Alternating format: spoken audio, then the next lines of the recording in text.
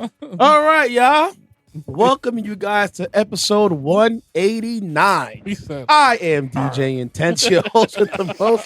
That's Walt's laughing because they have a wise guy story for later on today. Oh, boy. Feels good to be home. Man, I agree. How y'all doing? Feeling great. You know, I just turned 42. I'm glad to see it. I'm thankful for that. Happy birthday to ya. Keep singing. Happy birthday. Ain't my song. Happy birthday to ya. We good. Happy birthday I'll be honest with you. to ya. All right, enough. Happy birthday. I'll be honest with you, birthday.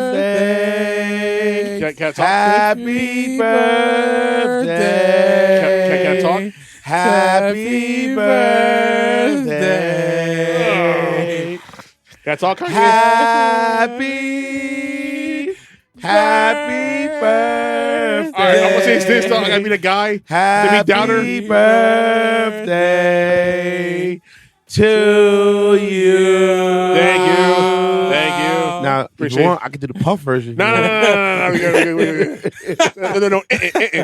Happy birthday to you. No. That's scary. That's creepy as hell, man. I rather let Pennywise tell me to come down under. We can take you shopping. No, I'm good. You know what I'm saying? No, I'm good. It's a I can do special my own day. shopping. I can go to bar shows. It's a special day of both of us, man. You know what I mean? I'm good, homie. I'm good on that. You're I'm right, good. man. It's all No. right, man. I'm good, homie. We're here I'm to good. celebrate, bro. Nah, I'm good, homie. I celebrate my own. No. Nah, we good on that. All right? Friends. Pause. How many of us have them? Friends. None. I'm good. The ones you can depend on. Bro, I didn't do Friends. Here's the kicking part. Here's the situation, right? I didn't do a damn thing for my birthday because I fell asleep both weekends. So I didn't do a goddamn thing for my birthdays, man. Yesterday you was out. Dude, I was up until 2 in the afternoon. Not 2, 3 in the afternoon. I remember. And here's the thing. I Called you up. I was out cold, man. I mean, I ain't gonna lie. Here's the thing. I figured you was. You know, Dude, I worked from 12 to 2 p.m. I had to stay extra because I had to go to the barber, get my shape up, and then went home. I was like, get dressed up, ready to go. And I didn't curse. Didn't curse. Yes, you did. What I said? Do you want to go back again? Go ahead. Go back again. I'm not going back again because I don't feel repeating it again. Nah, go ahead. So the S word. Dude, I was tired as hell, all right? You know what? Since I already effed up on the whole cursing, no cursing thing, might as well go in it. All right, listen, I'm going to say this right now, all right? I saw this wild-ass tweet the other weekend, like, yo, with Kanye, Yitler. Yo, that you want to go in that right now? Slavery is a choice, but suck it. You know what? You want to go in that right now?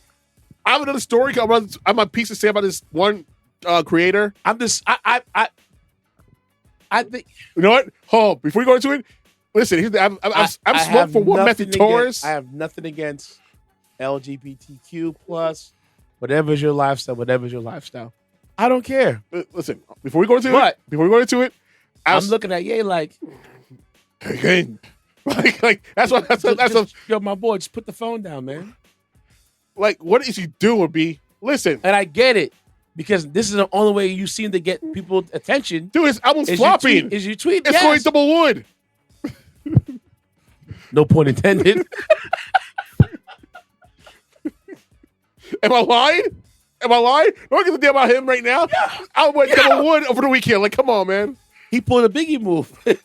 Remember Biggie, that line, Biggie? He looks so good. Yo, that's like, whoa, pause. Every time I hear that song, I just start bursting out laughing. I'm like, bro.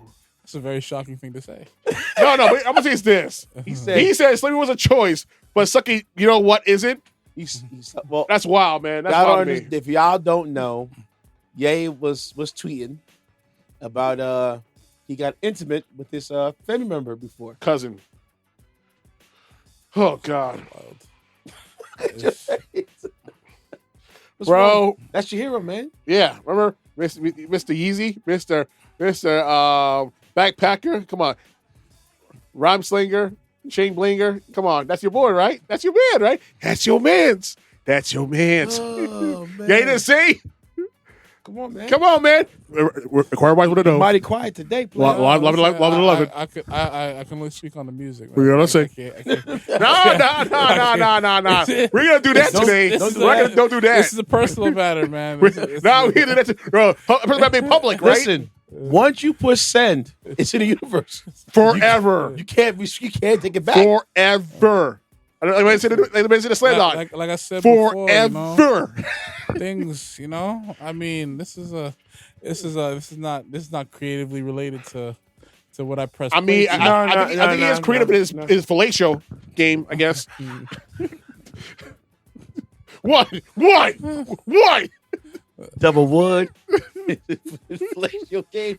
Wow. His throat game must be awesome, huh? According to his cousin. You are diabolical today, Very. man. How about demon time today, kids? You know what it is? You've been waiting for take your shots at this man. Oh, without question. And it's my time to shine. When he finally hit that tweet out, I know I can see Ceddy Ced looking at it, it's like, gotcha. He automatically turned into the Grinch. He's like, ooh. I'm like baby from Cash Money. Hands rubbing together. I could picture them. And he just goes, going to that boy. I got the jokes ready to go. Oh, Playboy. We're going to roast your ass now, Playboy. Apparently, someone else wrote that line for him. Bull crap. That's all him with nitrous fuel ass. Guy. What's the guy's name? Some heavyset dude? You said heavy Consequence? No, not Consequence. No Consequence. Hadley Mass. He can't be Sahai. No. Some blogger. Yo, Sahai Ben left that dude, didn't he? Hold on. Nah. I think they still work together. Oh, well, come on. I like Sahai. Please, Sahai, don't do that. What you mean? It's where the money's at. Dude, he's a good rapper without Kanye, man. He don't need his ass. It's not that he's not a good rapper without Kanye. It's just that he knows what's against him. He knows what he's up against.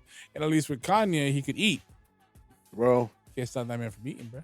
I understand that, but dude, sometimes the food ain't worth taking, man. I'm just saying. The plate ain't worth dishing, man. I'm just saying.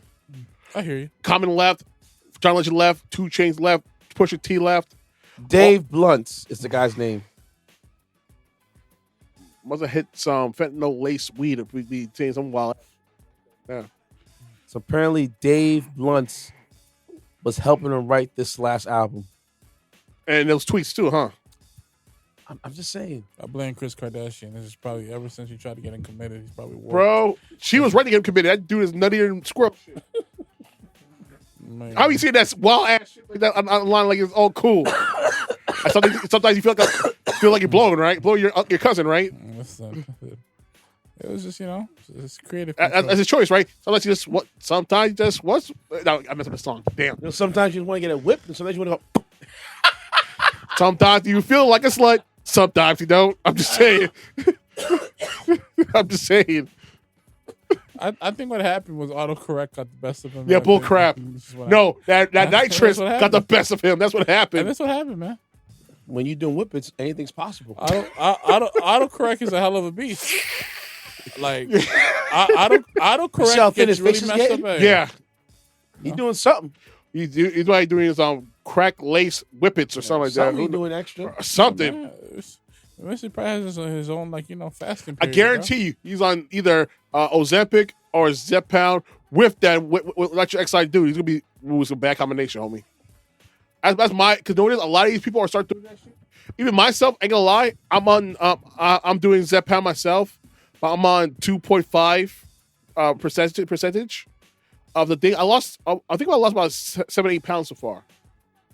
Only 1 meal a day. I snack here and there. But I'm drinking a lot of water. It's not bad, honestly. The Zepbound's not bad. No. But the way he's getting thinner, yeah, he's probably abusing one of those things. Something he's doing. He's abusing something. Something ain't right. Because man's looking crazy out here, B. Yeah, it looked like one of those dudes. For your sort of movie, Beer Fest. No, I never saw that. Barry Bannernaff, he was a manhole. He was on the block strolling, giving people Z jobs and rim jobs, and that'll be Kanye a few days from now. Hey, yo.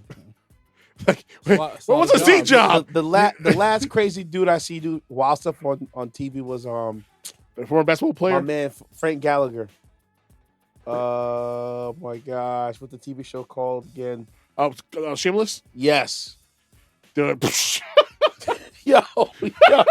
Whoa. Frank Gallagher. Woo, the wild Whatever boy. you can think of in your head, he did it. He's done it.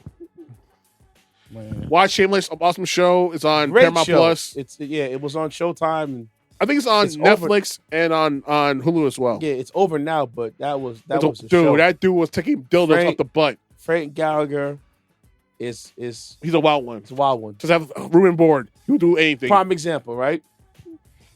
He goes down to Mexico. To make money, he becomes a mule. A drug mule. Comes back, they're like, hey man, we done stuff all this coke. He's like, yeah, you keep going. Hey, yo. I got a lot of more room left. I bet he does. That is crazy. And then one episode, he was trying to raise cash, right? So he goes to the gay bar. He said, yeah, Frank's here. I'm going to drop into the hole. He goes to the glory hole. And start popping off, yo, to make money because it's so much sick. I was like, yo, Frank, He's a wild one. you're wild, bro. You know what it is? Anything for his children, I guess. So I got to applaud him for that. Not for himself. Good He's point. a selfish dude. Oh, yeah, you're right. You're absolutely right. It's crazy. He was trying to make amends for his selfishness. For example, he would put credit cards in his kids' names. And ruin their credit history. Ruin their credit Yeah. history. He had a black son, legit black son. Yeah, he that did. was really his. Wild show. I love it. Great show. It's based on the UK show. If you can find the UK version with Jason McAvoy, Yeah. worth watching as well. And then the American version became of him in Chicago. Yeah, with William H. Macy and I the think guy I'm from gonna the Bear. caught some episodes when my sister was watching it. Yeah. Like way back when. I know what's her name, Emmy Russum is in them. Yeah, Yeah. Yeah. like That's that show's a funny as wild hell, show. man. Wild as hell. I'm a Yeah, Russum so- guy. So Mr. Yeezy was out here. Smoke Sticks a lot. That's his name now. Yeezy Sir was- Sticks a lot. He's just out here being Kanye, I guess. Listen, I'm convinced it was the autocorrect, bro. The autocorrect just had him. Nah, tweaking. he tried to hold that It's- one last it's- hope of doubt for that dude, but I'm sorry. Whatever helps you sleep at night, bro. Listen, man. That's all I gotta say. Yeah, listen, However This it one helps you sleep at Yeah, night, man. I believe in you. man. Listen, man. This thing I I'm trying to said, get more Z's poopity out scoop here. poop. Remember that song? Yeah. I remember that song, Scoopity Poop Poop. Yes, him. Well, that was when he was trolling Drake. He didn't want to give Drake the beat. And now he's going to do Suckity Suck Suck next. I'm telling you, it's going to happen. Man, listen. Creative This control. wasn't me hearing that album. Creative control is essential out here, man. I would think it will blow. Whatever helps him sleep at night. Yo, yo, For all we Intence. know, he could have a hit in line with Doja Cat right now. You never know. We do You know, never know. but hey, it is what it is. Yo, No. Intence. Their new album going to be Blow/Job. That's what we didn't need the new album. It's gonna be fire out here. You're gonna be fire. It'll be You're fire. gonna hate it. The herpes he got on his lips for sucking too much. Oh, okay, Hey, all like, right, you know, all what? right, What? all What? right, all Watch right. when it's fire and All get right. rotation, you'll be so All right. mad. Oh, no, I ain't done yet. Nah. I'm not done yet. Nah. No, don't you skip on this. Nah. Let me have this. Let me have this. We had WrestleMania that just passed. Trash.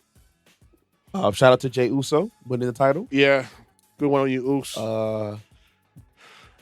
Shout out to Io Sky Io Sky won her retained title. her title. Shout out to Paul Heyman Yeah. for never changing. You have to go himself Great first, man. storytelling.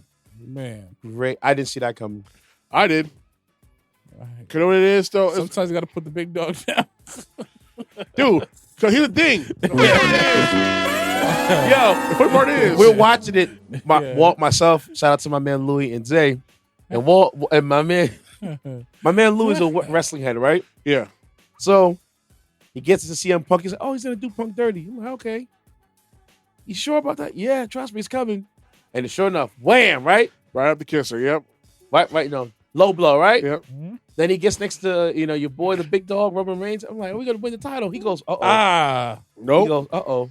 Nah, Kev, it's gonna go down. What? What you mean? It's Double going, deuce. it's going down. Drop the knee. Yows! I was like, oh! Now it's Steph's turn. Oh! It's Steph's Steph. turn. It's Steph now.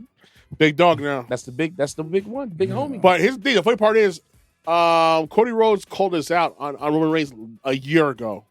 He told him you're going to lose your family. Yeah. Your Uso's going to leave you behind. Mm-hmm. Your boy, another guy is going to leave you behind. It just be you by yourself. Yep. You have no family. You have no kingdom. You have you're a Roman with no reign. You have no family. You're not the head of the tiller anymore. You are no longer the tribal chief. Gone. And Cody called all of it. But that's great storytelling right there, though. Yeah, took a year for it to happen, but it's great storytelling. You know what I mean? Honestly, the greatest stories in wrestling has a long-ass duration with a good-ass payoff. Yeah. And that's what just happened with those guys. And honestly, I think that match was way better than the main event on Sunday. Yeah. Cena and was trash. Cody Rhodes, I hated it.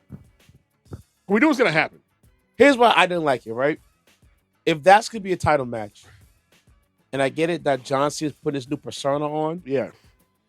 Like, he looked so disinterested in that match, bro. But that's the what he want to give you guys. Because, you know, he's tired of his fans. He's tired of the... I hated it, bro. Know what it is? But that's what he wanted, though. Because notice at the end of the day... They don't make it a main event. But no. Here's the reason why he's doing it. That's his own character.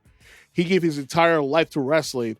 And his friends even crapped on this dude. Say, Cena sucks. Cena sucks. We know. And we saw the whole 20 years run. We most of us, more often than not, see the 20 years. Oh, Cena sucks. They were booing him. They were doing all type of third, doing hate mail, doing death threats.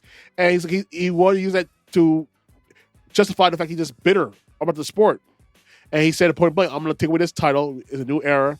It's going to begin. I'm going to walk off the sunset with this title, and you start brand new. You start fresh. I think that's going to happen. Because now he's now the winningest title holder in WWE history. Yeah. He beat out, I think, Ric Flair. Ric Flair was at 16. Woo! So who you have left? You accomplished the unaccomplishable. Like you are now the top dog. Yeah, he put it further out because behind him is Flair and Randy's at 14. Randy Savage? No, Randy Orton. Yeah. And you have who else? You had Bruno Sammartino. You had Hulk Hogan. So, it just looking back, I'm like, that match seems so dull. I didn't like. You know what it is though? Cena is not as super as he once was because he's off that. He's older. He's older. And he's off that juice. He's older. He doesn't have the step like he used to. Juice. I don't know what juice you're talking about.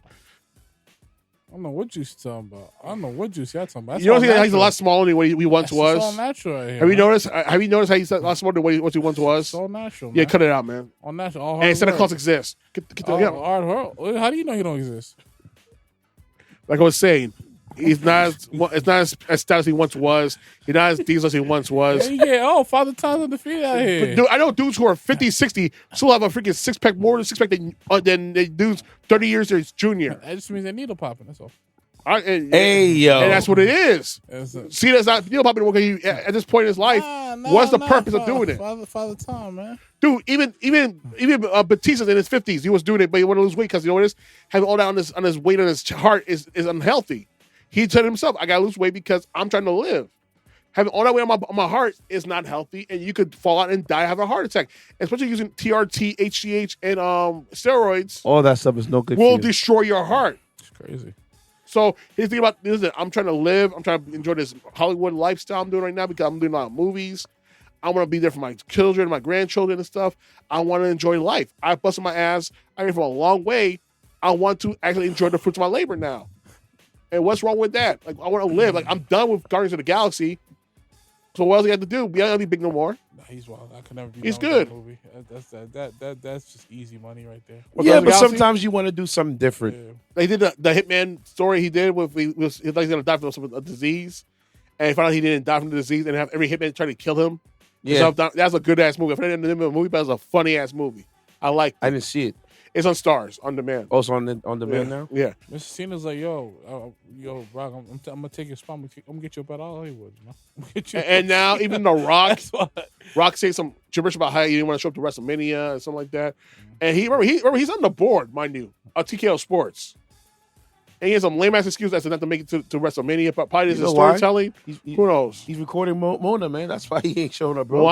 Moana, yeah, he's getting that children money. Listen, is he in a live action movie? I think so. Yes. I know they're doing a Lilo and Stitch live action. That looks freaking good. Yeah. And they're doing Moana as well. They're doing a How You Train Your Dragon live action movie too. That looks good too. You think he about to turn on that Pixar check? That's what I'm saying. Hell no.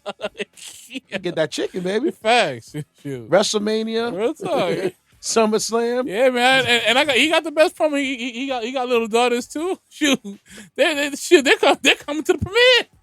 WrestleMania. Yeah. Tasmania.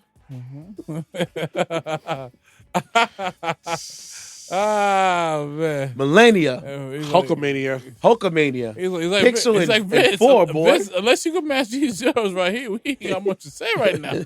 Don't talk to me, baby. Yeah. Talk to my agent. Facts. Damn right. I don't got time today. Sorry. Yeah, man. And I got this tequila to promote. Honestly, There's a lot man. going on. And all I say is this: that matches. Why in the hell is Travis Scott in the mix? Shut up! Shut up! I told you. You playing something? He has two. He interviewed. He intervened in was it the Rumble? No, was it Rumble? No, he was at the ending of I think the Elimination Chamber. Yeah, where he did whatever. the It was. screw job and Hey stuff. man, you gotta be there. You gotta be part of history.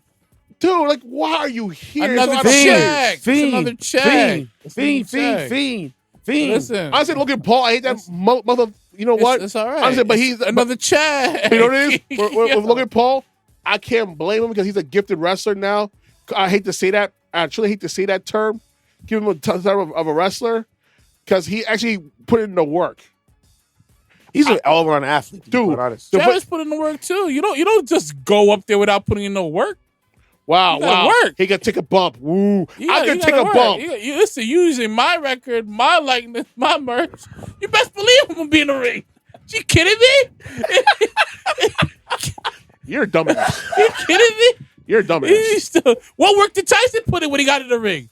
He's an actual athlete. He's an actual athlete. He's a boxer. He's an actual athlete. He's not a storyteller. He's an actual athlete. You know what Tyson did. He's an actual athlete. He's an actual athlete, though. Cut it out. I'm just saying. Yeah, I don't know. I couldn't tell. Sit in with a Fender Holyfield. What work did Cool J put in when he was there, huh? Did he put somebody down on the ground? Did he put somebody on the ground? Did he put somebody on the ground? I ain't backpedaling at all. Did he wrestle though? Did he wrestle though? Did he wrestle? Did LL Cool J wrestle? Listen, man, he was talking that. He was talking. Did LL Cool J wrestle? Listen, man, did LL Cool J wrestle? Did LL Cool J wrestle? He was there. He had a role. Did LL Cool J wrestle? He was talking. Did LL Cool J wrestle? Fiend. I'm asking the question. Did LL Cool J wrestle? Did Travis Scott Did wrestle? LL Cool J wrestle? No. Did Travis Scott wrestle? Yes, he was in the ring. No, he took a hit and got with that. That's all. That's why he took a hit. You mean a dumbass. You mean disingenuous. You mean super disingenuous right now. I'm just saying. You make me curse right now. You can cut it out right now. He was already cursing. What do you mean? He was already cursing. You kiss my ass right now. That one. He was already cursing. He's trying to piss me off now. He's trying to be an asshole right now. He's trying to piss me off right now. I'm Travis Scott. I must see TV. Right, especially he isn't. Who you killing? That I'm selling out shows. Fiend. I am a hot product right now. I people in Vegas hear that stuff over and over and over again. Worse than the McDonald's heads. Or listen to that same damn sicko mode every time they do the Travis meal to the people at the drive-thru. Don't forget, you got Playboy Cardi underneath them too. Sir, he's hot product right now. Yeah. We got to maximize the window that we have open. Remember, he bombed it and then got it back. Yeah, it was looking shaky for him. You forget about that. You forgot about that whole that Houston thing that they try to blame him on. Yeah. I did blame him on the account. No, it wasn't his fault. It wasn't his fault. It wasn't his fault. The venue's fault. That's if people rage out.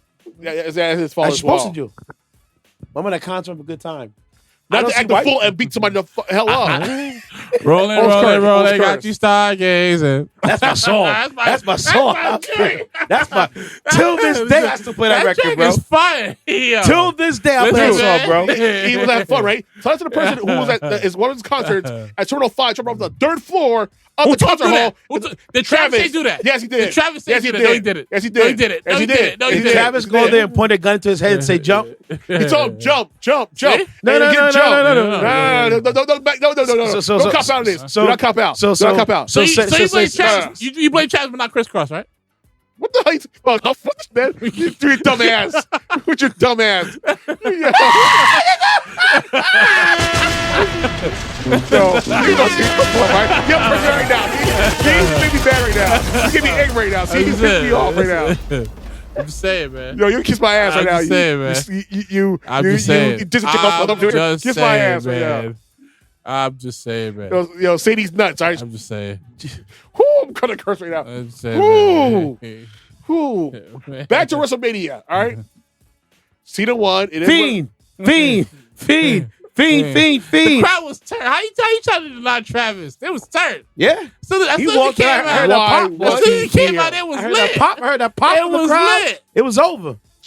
Man. It's another bag, man. And then also, too, shout out to Dominic Mysterio winning that, IC title. Yeah. Betraying his own boy.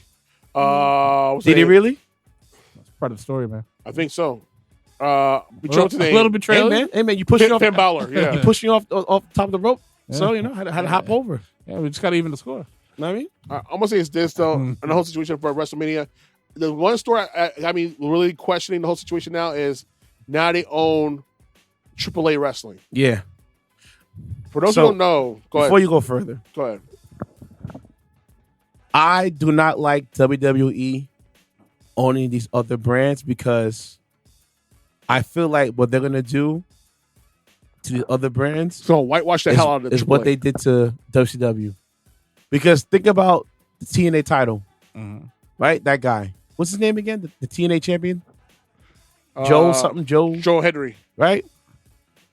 In the Rumble, gets tossed out like old news. And then Randy Orton RKO the hell out of him. Go to WrestleMania and just get squashed like a bug. Yep. If you're the champion for my brand, I gotta hold it down, bro. And you're diminishing the brand. You can't have me coming on TV screen and looking like a bum. Yep. Oh man, I remember TNA back in the day where I call it where wrestlers went to die. With But Jeff it was still Jarrett, entertaining though. with Jeff Jarrett and the other guys and stuff like that. And Sting and Rick Steiner. Yeah. Sorry, Scott Steiner and Rick Steiner both. So like, you know, Papa when I Juice. watch it, I'm like, I'm kind of afraid that all these little companies they're buying, they're gonna treat the other wrestlers. Well, it's a partnership with TNA, but who knows? By the time end of the year, they might buy it out. But the partnership I saw I was not feeling it. They don't buy it out. You don't buy it Because out. it wasn't competitive. You got Randy Orton issuing a challenge out there because Kevin Owens gets hurt. I understand. I don't know if you're on a time constraint or not, but whatever. You got to be coming out there looking like a bum. Or you could have had Karrion Kross do a match because he said he was previously shelved for WrestleMania weekend. He had to do a fight on Josh Barnett's Bloodsport pay-per-view, which is a good match, by the way. I suggest all y'all who have Triller buy that whole pay-per-view. Is worth your money. The Josh Barnett's Bloodsport from GCW. Order that when you get a chance. It's worth the money. And he put a hell of a match in that catch wrestling tournament. I'm telling you, watch it. You'll love it. You love catch wrestling or submission fighting. Watch that pay-per-view. He did that. You didn't give him nothing to do for WrestleMania week. He could have had a match with Randy Orton. And he called out AJ Styles. How many WrestleManias do you have left in you? That was the guy that caught the pipe bomb dude? Yeah, he cursed him out, yeah. Oh, that was him. Yeah, Karrion Kross, yes. So that was the guy that was on at the ringside during AJ Yes. Styles. Okay. And he called out, like, yo, how many WrestleManias do you have left in you? One, maybe two. Because he dropped the interview bomb. I was like, I liked it. And he was right, though. There's some truth to it. Even his own wife was looking like, what the hell are you doing? You better cost us our jobs. So, question is do you think that was part of the story? That was a pipe bomb? Like, honestly, it's hard to tell at this point, but I think it was a story. But again, it might be a pipe bomb because honestly, it worked for CM Punk. It probably worked for him as well because a lot of people like Karrion Kross, and like I said, that match he did over the weekend at Josh Barnett's Bloodsport have a little bit given more gravitas in his name and whatnot, and his leverage in wrestling. mm-hmm. And honestly, he's a gifted wrestler. I followed him since the Indies. He's a gifted wrestler. It's a damn shame they're not utilizing. And that's the problem with WWE is in general. They don't utilize their wrestlers correctly. Even Bayley, who's probably one of the best female wrestlers they had from the NXT era. They're not using her. Not using her. And I pray. And I don't know if you heard her interview. She was like, "Yeah, I just go along what they tell me to do." And I hope her contract ends soon so she could join Mercedes Moné in AEW. Can you imagine the two of them getting back into the action again? Dude, and then have a female tag team division? Can you imagine this shit? Them duking it out. And even that, you mean tag team partners. Yeah. They will kill it on the international circuit. Because that's what AEW does. They do partnerships. We don't want a partnership. And as I respect Tony Khan more than I respect Triple H with his action, I don't like him at all anymore because the dude, how do you ruin WrestleMania? People call it the worst WrestleMania ever. I want that on your resume. So, yeah. Well, and this is his first one too. They sold out though, so because of the name. The hell? So what? So let's see. The Super Bowl was whack, right? You're still gonna go to it. The team up matchups are bad. You're still gonna go to the Super Bowl, aren't you? Dun, dun, dun, dun.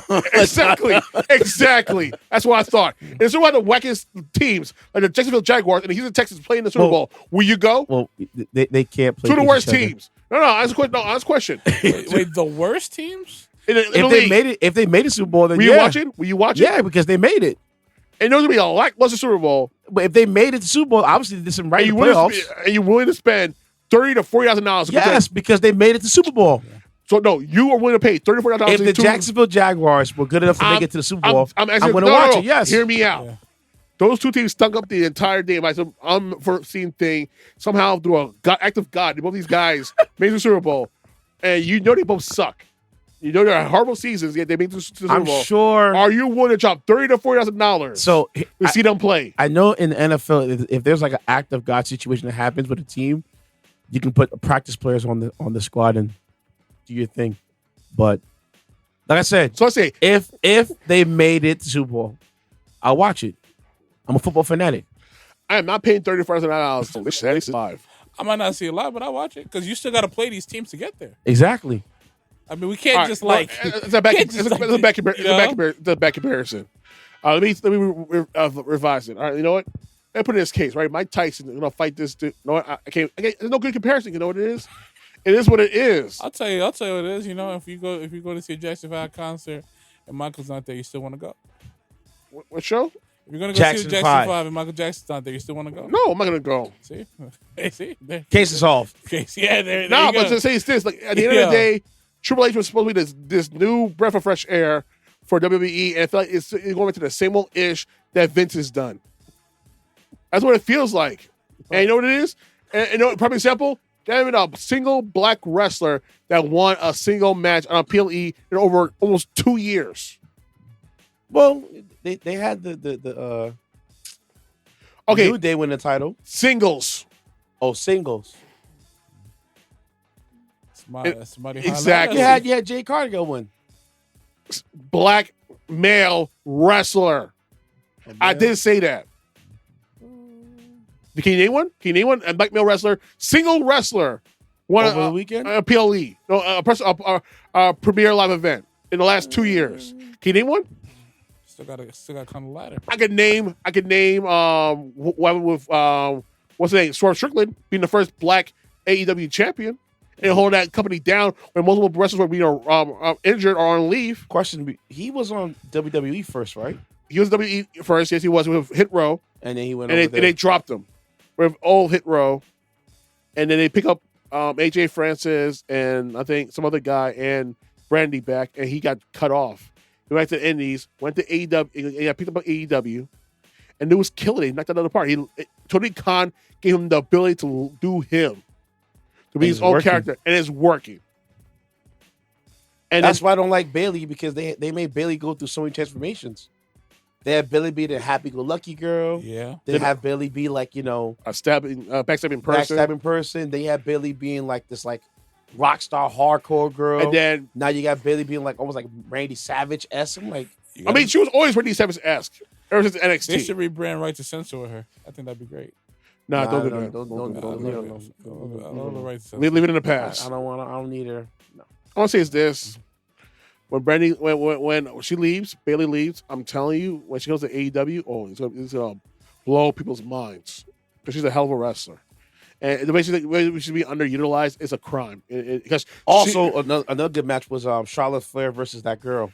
Not her name, girl, but the Tiffany. Yeah, Stratton. That was a good match, dude. I don't know they actually beat the hell out of each other. They were doing that was a good match. Because dude, people really hate Charlotte Flair. Why? Because they force upon them, like they force upon John Cena and the crowd and all that stuff, and a lot of people in the back don't like her either because she has that same attitude as her father. And dude, the fact that people were saying some wild ish to her face, and I was like, yo, this woman said what she said on live television. Oh, that's why you're a 3-time loser because you got divorced 3 times, and your own husband, your ex-husband's back in WWE right now. You know how that feels about know that your ex-husband, your ex-husband's now back in the WWE, and yo, I can only imagine how it's gonna be so awkward. You ain't gonna talk to him. Not as awkward as the fact that AAA is now forcing some of the CMLL wrestlers who worked for WWE to work with each other now. And if y'all don't know the history, CMLL wrestlers and AAA wrestlers have beef. Like on site, I'm gonna whoop your ass on the street beef. Like they hate each other and they don't want to work with each other. And now they have no choice. Andrade, who was a CMLL wrestler, has no choice but to work with AAA wrestlers. He's on the contract with WWE. I guess he should have left AEW. Damn, Charlotte before. And 70 Fakir, who left AAA wrestling because one of the guys were allegedly trying to kill her. She works for the company again. I think you should have went to AEW, Stephanie. I'm just saying. I'm to be honest. It is what it is. But I'm gonna say it's this whole deal of AAA being owned by WWE is a bad sign. You know what it is? Is it partnership or is it ownership? Full ownership. Or they fully bought him out? Yes. And Conan with his punk ass. Here we go again. It's okay. Well, it's on Twitter. Like, dude, your company sold out just to survive. And two of the people that used to work for WWE and Alberto Del Rio may not have a job. And he's currently the champion in AAA. He may not have a job because of now allegedly Paige is coming back to WWE, who was Soraya. Yeah, AEW's maybe coming back. Was that the one that had the sneaky tape link? Yeah. What's the name? Austin Creed supposedly give her that New Day. And the New Day guy. Yeah, his name Austin Creed. He was waxing that thing down, man. Oh, I would imagine. I seen the videos. I'm like, what the hell? Dude, he giving her that New Day rocks. Yeah, they both were tag teaming the hell out of her. Yep. I'm gonna say it's this though. Yo, Walt, they got this white girl in the middle of them, dogging her out, bro. I'm like, how the hell this joint leaked out like that? And legit, it's not like it's like, you know, a cell phone page. Oh, I remember. Not like a cell phone. It's like a camcorder. They I put on a tripod. I thought it was just one. Multiple tapes. Multiple tapes of her getting tagged. Yeah, and, you know, screwing around. Man, listen, man. I'm surprised someone got fired from that, man. That's the part that killed me the most. I'm surprised someone got fired. I'm gonna say it's this though. Vince is like, wow, she's really one for the team. I say you don't give it a London Bridge. That's wild. Well, you can't do that with me. Listen, So man. yeah, you had that. And I just feel like it's a bad deal because I feel sorry for the AAA wrestlers because WWE as a general don't really utilize their international wrestlers correctly. Ask Shinsuke Nakamura, he should have been WWE champion when that WrestleMania at MetLife Stadium. He should have won the title. I said what I said, and he didn't pull the trigger because I don't know why, but he didn't pull the trigger, and that's a big disrespect to him for a man who pretty much put New Japan on his back and saved that organization. Literally. He can always go to AEW. He's too old. I'm not saying he's too old, but to say in terms of wrestling age. Listen, man, if Daniel Bryan can still wrestle and do what he did against actually, that guy. he's on recovery now because he had to get that neck surgery and all that stuff. I just watched it. Did he have a match recently? No, he didn't. No. Was that a replay with him and Will Ospreay? Yes. Okay. So that bump he took at the end, that was legit or that was storyline? I think that's a little bit of column A, a little bit of column B. Okay. I'm gonna say it's this though, because you know he was. But you know what it is? At the end of the day, I commend Brian Danielson for what he did because the dude had a renaissance of a career in AEW. Shoot, he had a renaissance of career in WWE too. I don't know. Well, for the fans, he wouldn't be where he's at. The fans, but boosted him. At the end of the day, I think he had a better run at AEW. Dude, when you had a dream match, and I was there live when I saw it, the dream match between him and Kenny Omega, which was a freaking amazing match. I wish they could run it back sooner than later because I want to see him retire on that last match. I want him to face Kenny Omega one more time before he retires. That was a match. That was really a match, and that was a 5-star match. And it had no conclusion, ended in a draw. It was, dude, because it's hard to pick one or the other to win. They're both two of the top tier wrestlers who came from the indies, from the Ring of Honor era and all that stuff, and from the face off at Arthur Ashe Stadium and did what they did. My God. I'm gonna say it's this though. Troopy said, honestly, Triple H, you better do better come SummerSlam time. Or Crown Royal, what the hell you want to call that ish? That from Saudi Arabia, getting that blood money. But do something better because honestly, and I'm a lifelong wrestling fan, it's just disappointing. Ceddy Ced doesn't like it. But I'll say right now, AEW won this weekend. That WrestleMania weekend, know what it is? They didn't say nothing.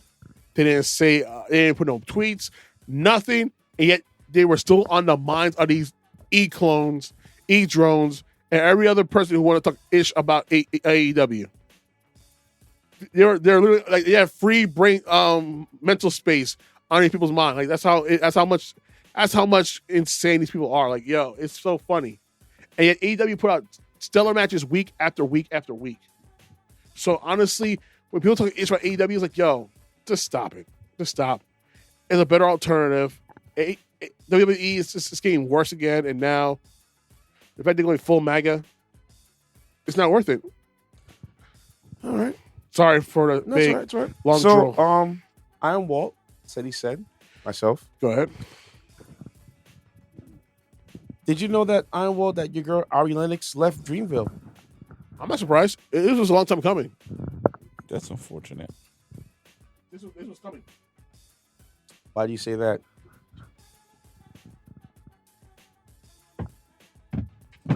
Sorry, guys. I get some water. Go ahead. Whew. I heard it and I was like, oh no, please. I'm not surprised. And I'll tell you why. I think creative differences is one. I think it's what creative differences and push.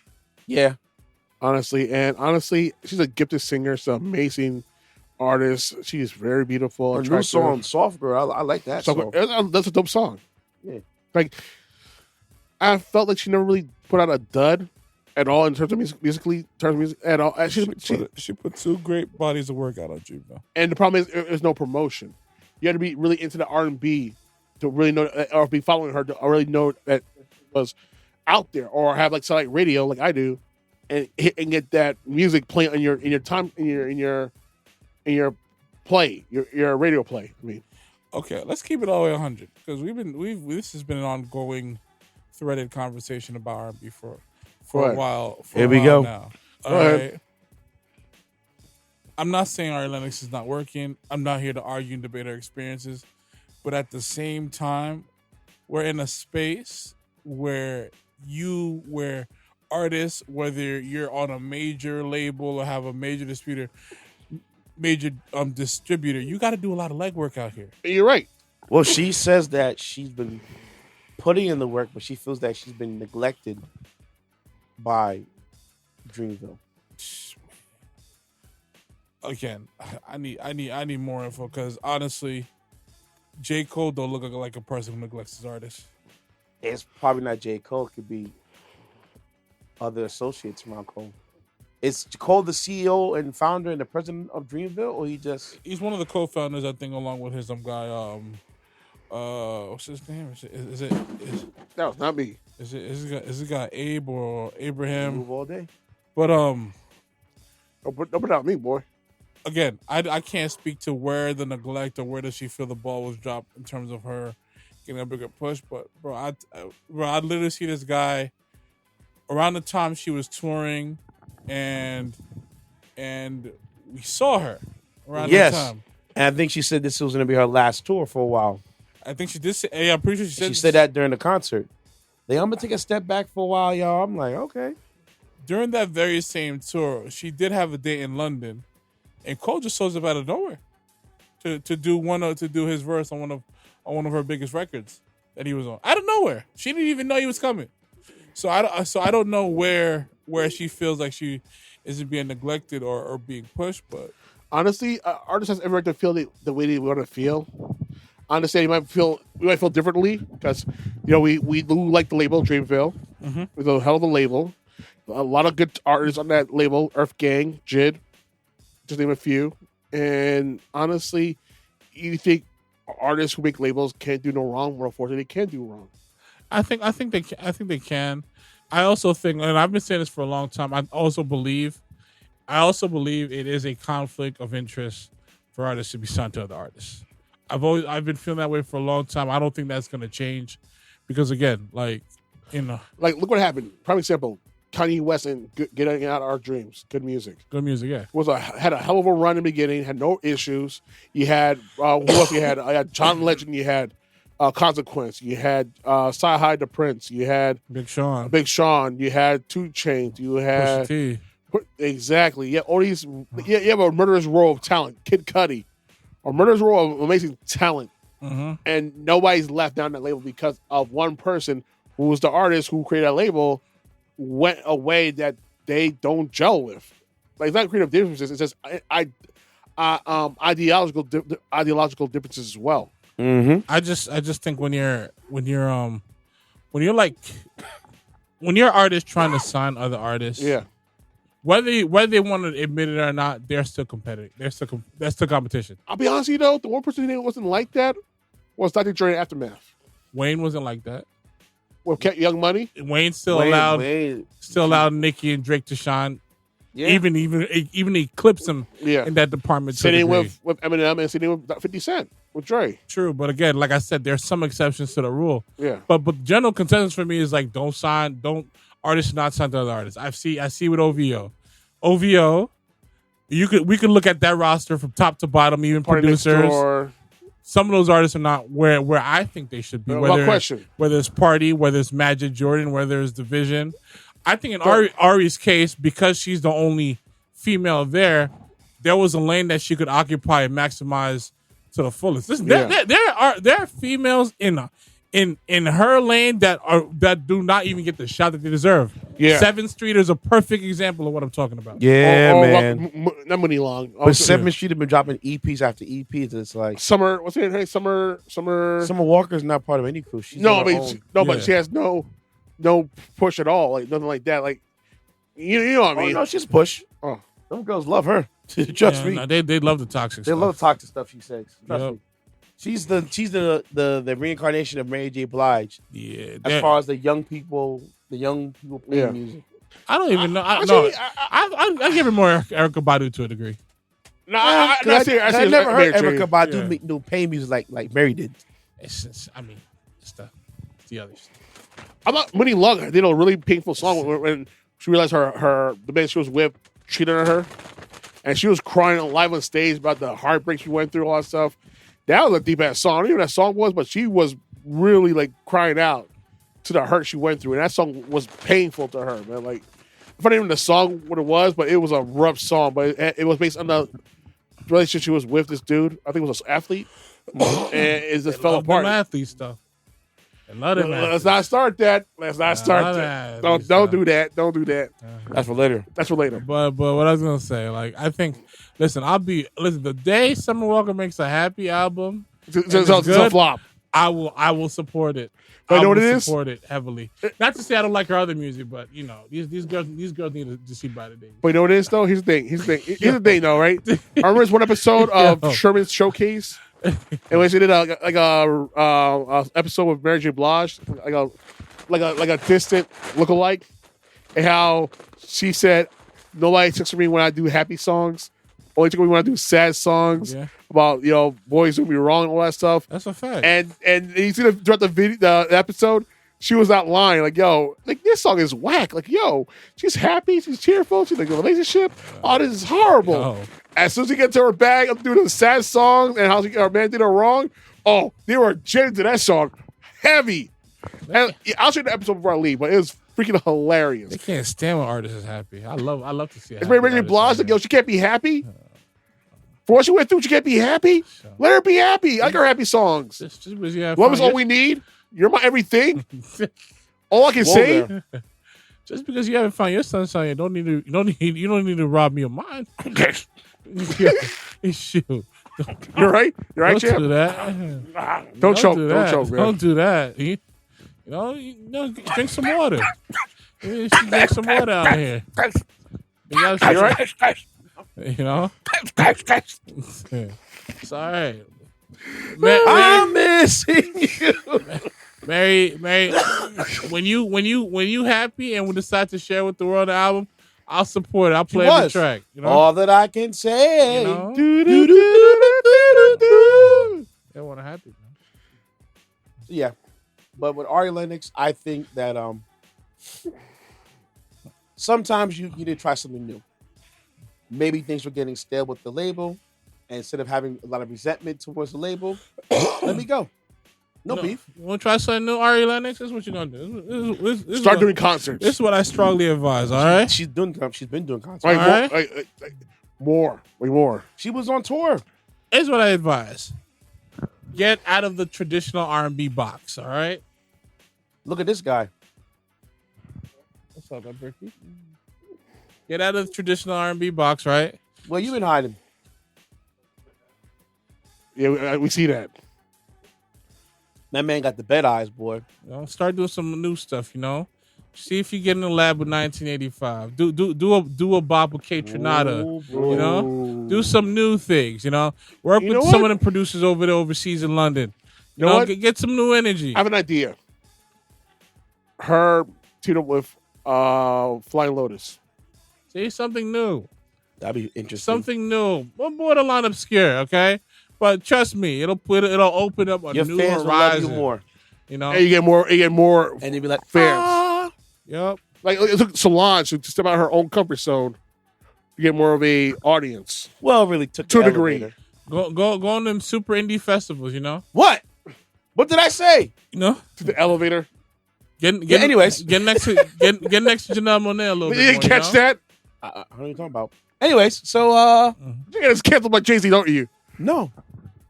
Even he said it. Sometimes you got to elevate Yeah, above certain situations, man. See, I see the inside jokes y'all doing, man. You know? Leave it alone. Leave it alone. He admits to it. Yeah, you got to elevate above certain situations, man. You got to have a seat at the table, you know, and stuff like Yeah, that. the foot in the face. Yeah, you know.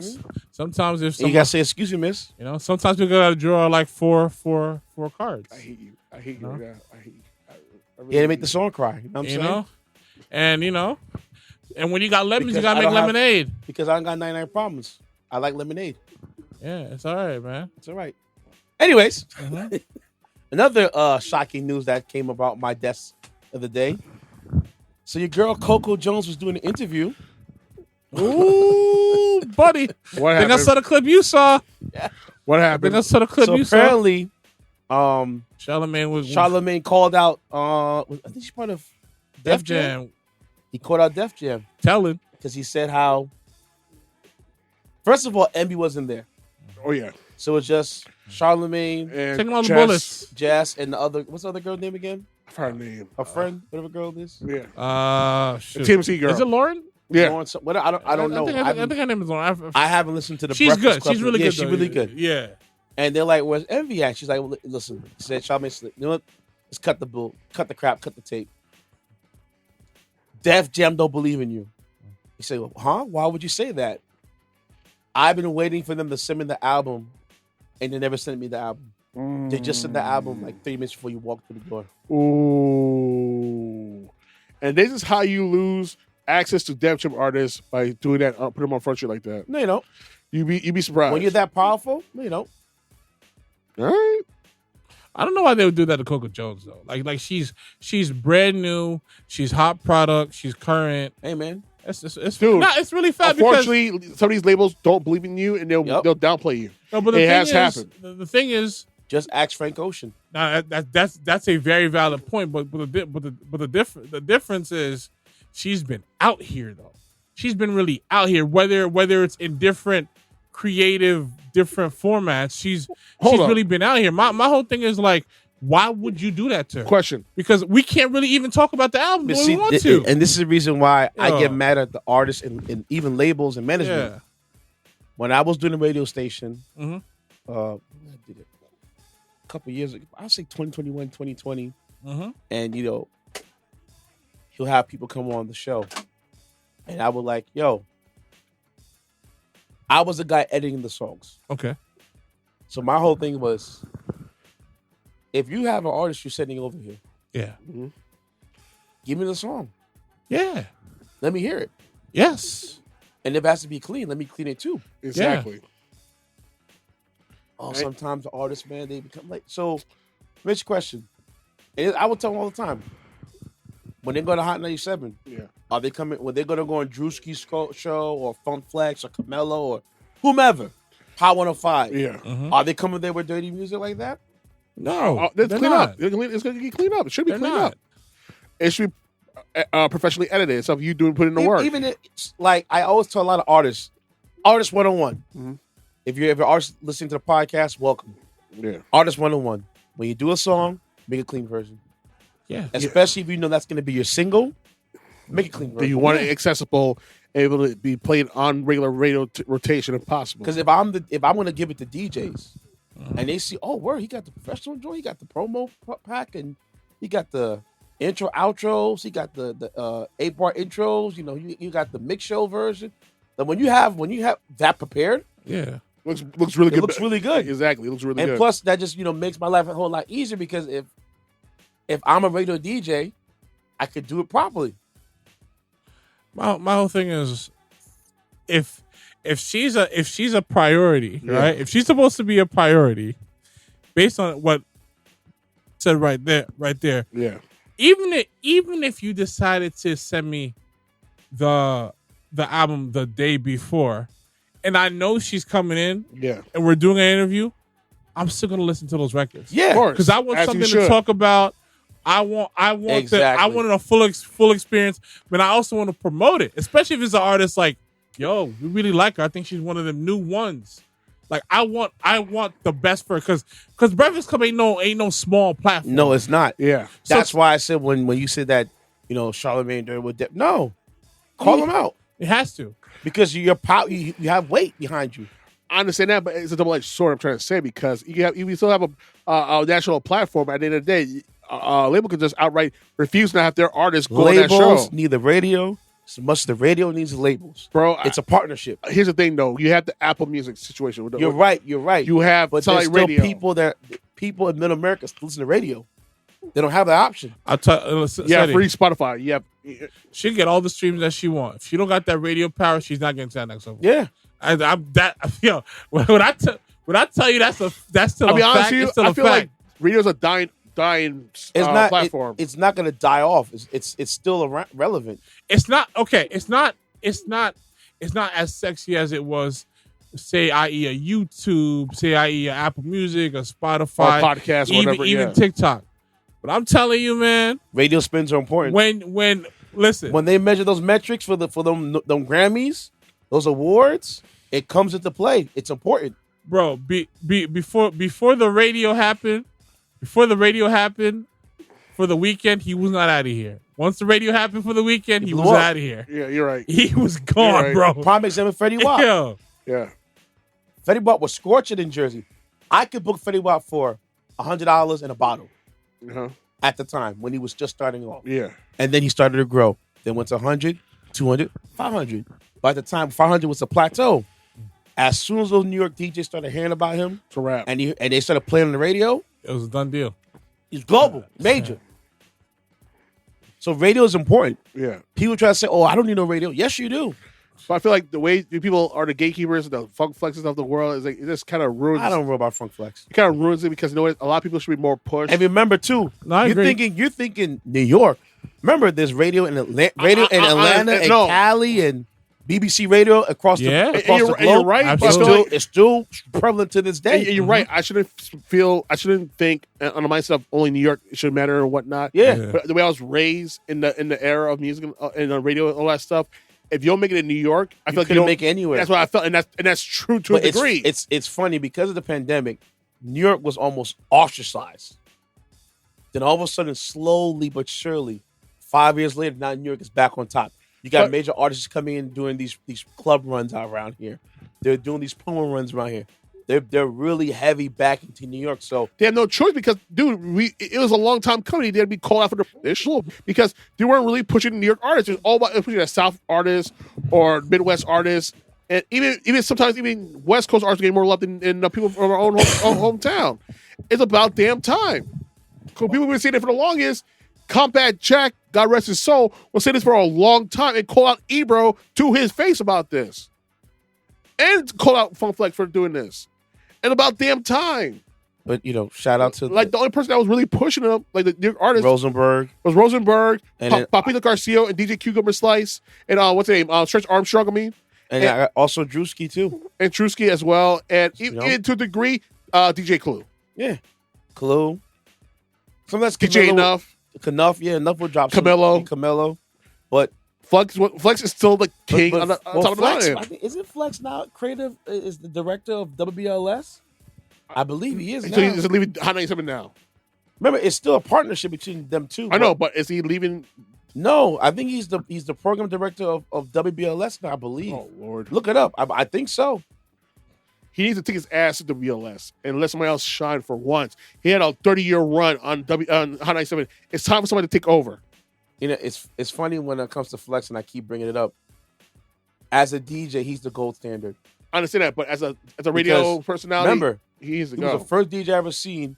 Had a car sponsored by him with Ford. Yeah. Had his own shoes by Lugs. Yeah. Had his own clothing. Was in a video game. Yeah. He was the guy. Yeah, he really is. I remember all the stuff you're talking about right now. Yeah. I've never seen a DJ at that level. Never seen a DJ Vendetta, at any level do that at all. No, You're right. it's Now, very you know, impressive. they're all doing their thing like they're doing now, but it was like he was the standard. He was the first. Like it was at a time, especially in hip hop. Yeah. You're right. I just think, like, you know, now we're in a time where, like, again, like the Breakfast Club is, like, you know, syndicated in like over 100 markets. Yeah, well over 100 markets. So, yeah, and like, you know, the American market, don't get me wrong, it's still hard to break. Like once you break, you really break everywhere else for the most part. But this is what gets me on my nerve with labels, right? Because I'm going back here again about labels not caring. I don't know if they're not caring or if they don't put their due diligence in. A, everything is digital now. Yeah. Very rarely you might have an artist press, you know, vinyls, cassettes, and CDs. So if it's all digital, have everything ready. Yeah. All it takes for you to drag that little folder to the label, you know, cloud site, whatever it is. Mm-hmm. Push a little button to the other people. It gets sent to the record pools, gets into the DJs, gets into the, you know, whoever, and we have it. Yeah. But these labels are lazy. The prime example I give, and I hate to do them dirty. Remember this song?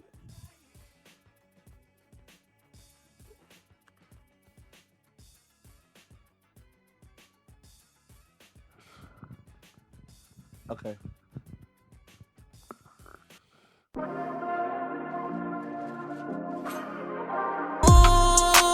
You remember this record? Chris Brown, Tory Lanez, Feels? I think so. Okay. So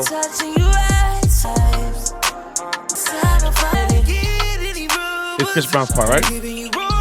Right? Cool. That was the updated one. Here's one that they sent out, and it drove me nuts.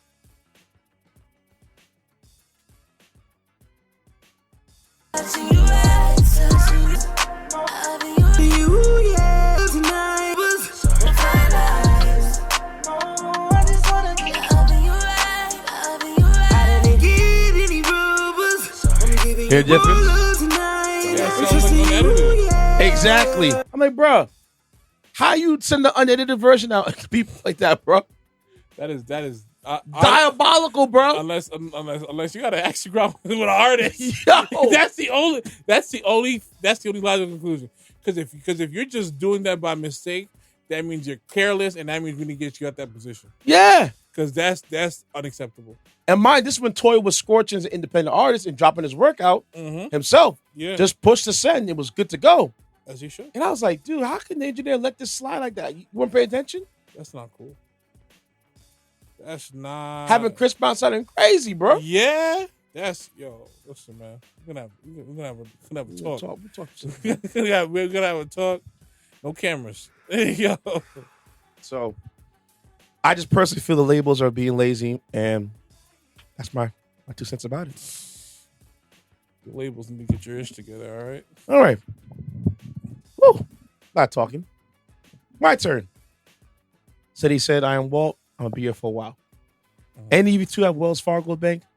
Not me. No, I don't have it. Well, I got 2 for 1 special.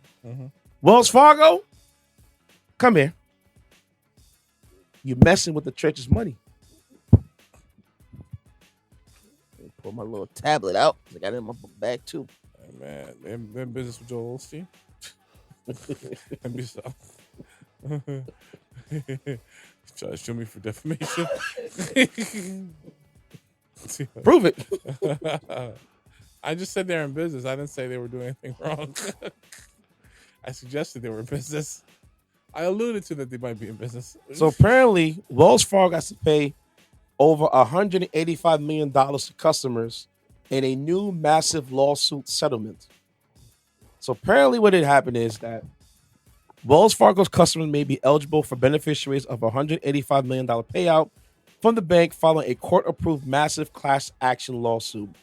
The reason they got sued is because during the COVID-19 era, Wells Fargo issued mortgage forbearances to its customers when they didn't want them, causing unnecessary hardship while also negatively affecting credit scores due to halted payments. Because remember, during the pandemic, if you had a mortgage, if you had a renter or a house, you rented a house, whatever, or rented an apartment, they were giving people reprieve. It's only if you wanted it. Mm-hmm. But if you didn't need it, didn't want it, didn't have to have it, you didn't need to do it. I understand. So what happened with these people were that the banks decided on their own was to put them through a forbearance. Mm-hmm. And that comes up on your credit report. Yeah. So if you're somebody who has an 800 credit score, 750 credit score, and you get a forbearance, it negatively marks your credit report, and now you lose points.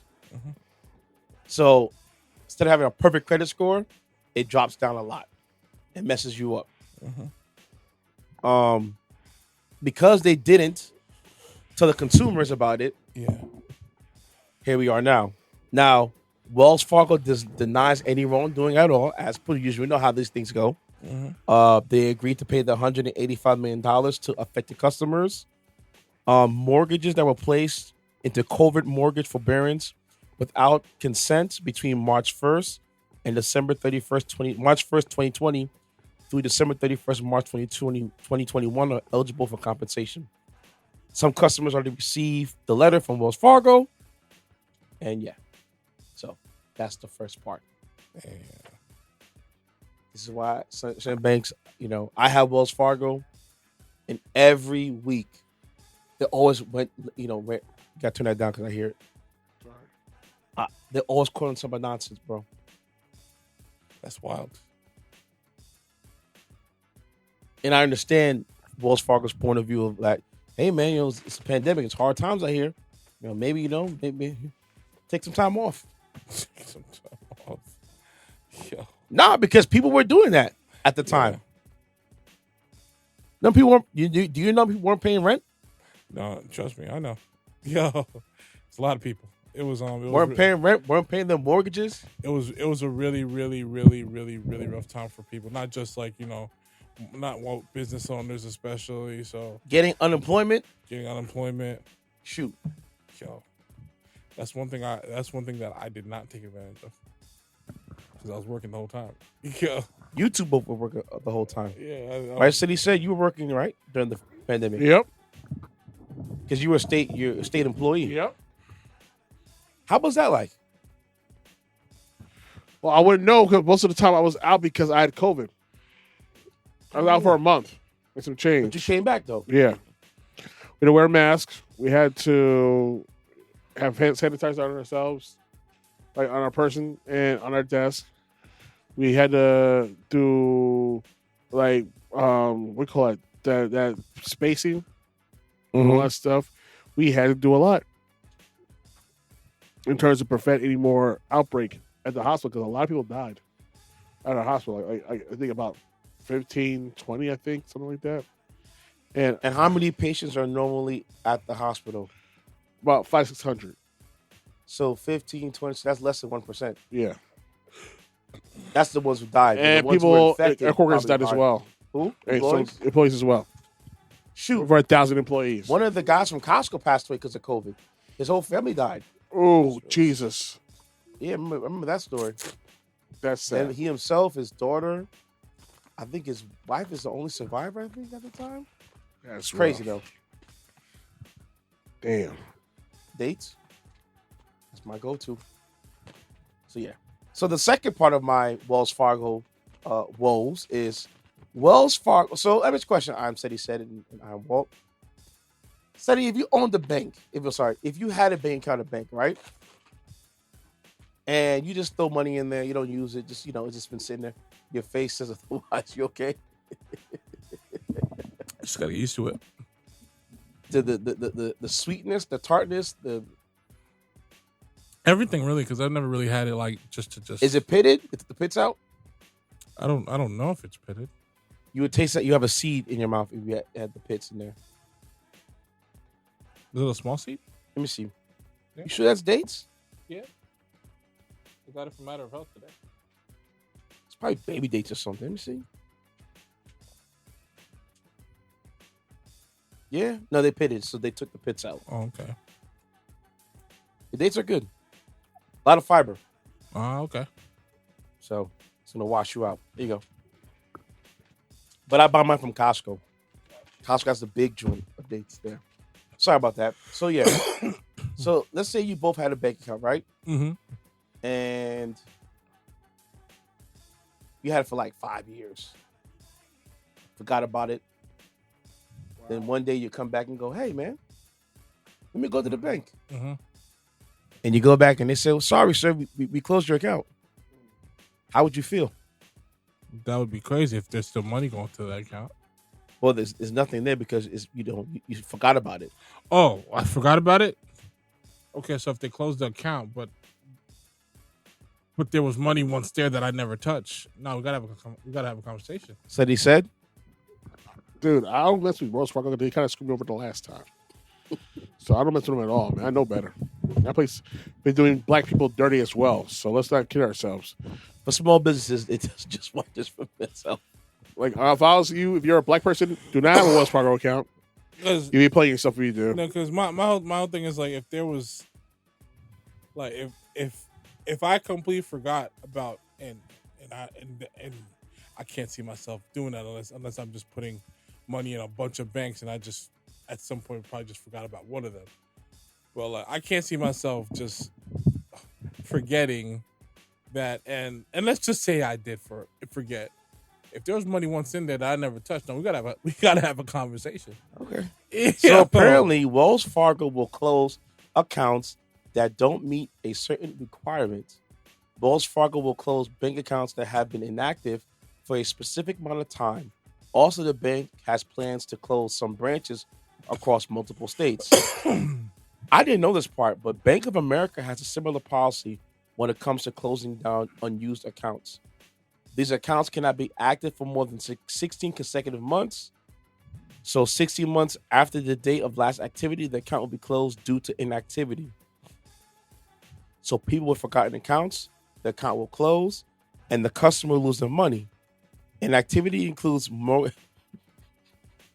No, we're not doing that. You give me back my money. You give me back my money. You know, things go like, you just never know. You just never know. What's here today will be gone tomorrow. You ever seen a bank turn to confetti?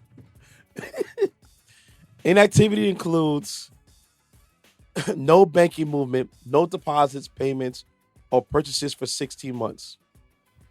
Here's what Wells Fargo will do. They'll be sending out notices to those specific accounts. So here's the thing, right? When Wells Fargo closes your account, Wells Fargo themselves cannot keep the money, as they will send the money to the state. The state controller will claim it as unclaimed property. Unclaimed property goes to the state. If the owner cannot be located or deceased without legal heirs, the state takes it over.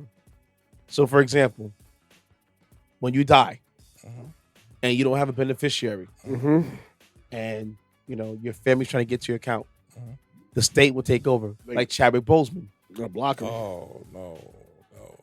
Or Prince. Or whomever. Michael Jackson. You got to have these things in the will. Yep.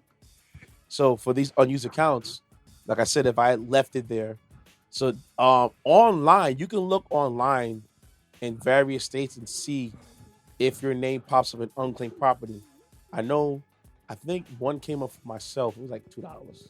And I said, yeah, I'm that person. Click, click, click. Sent to my house. $2 check. waste of paper. And it's money owed. Yeah. So make sure you go check your bank accounts. Don't let it linger. Mm-hmm. Or Wells Fargo will come behind you. Snatch your And ish. Bank of America. Oh, that's going to the state.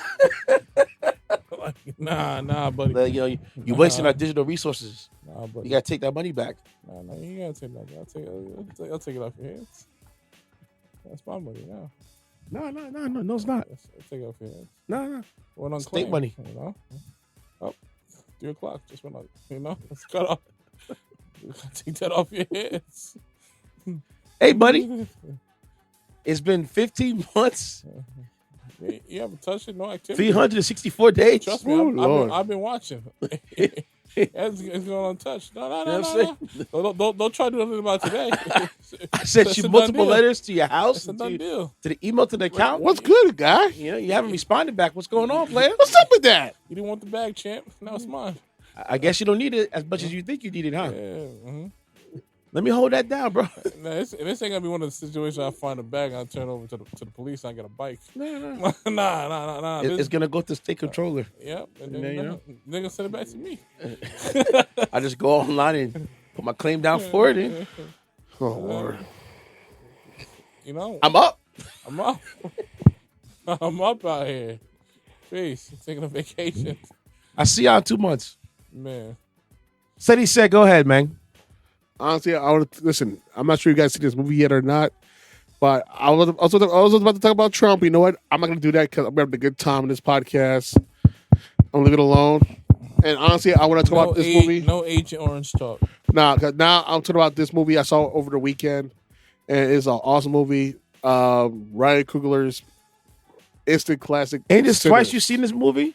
I'm seeing it. No, I didn't see it twice. I'm gonna see it twice next weekend. I'm going to see it at IMAX with I'm trying to go see it on Monday. your lady friend. Wait, what time's on Monday? I don't know. I'm just gonna go. I might bang out for Monday till like 4 o'clock to work the overtime and stuff. But you know what? I'm gonna see it Saturday. I want to see it at IMAX. That's what I'm trying to see on the IMAX Monday. Because honestly, here's the thing: Sinners is an amazing movie from front to back. It's a dope ass.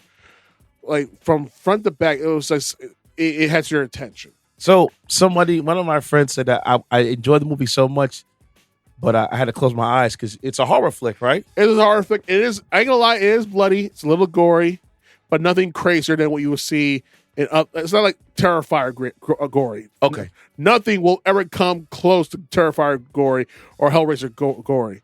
It's just bloody. It's a vampire movie. That's what you're gonna get. Blood, a lot of blood letting. I figured it was something like that. Cause like with the Sinners, the trailer. The trailer and people online. I'm like, every time anything I see online with avoid. Sinners, if you didn't see the movie yet, avoid please, online with the plague and the because jokes. People are coming in. Are out there ruining it. The memes are coming putting out. Skits out quick. for the movie, recording certain parts of the Even film. one like, actors in the movie who, for one pivotal scene, recreated a scene where it played out differently. I gotta see which scene it is. So see that I'm talking about. Because I don't want to ruin it for you guys. I want to see the movie with a clean slate. Because my boy saw it. Yeah. He said, "Yo, man, you gotta go see the movie. We're good, man. I want to check it out." I'm gonna give you. And he goes like, there's one sense. Stop right there.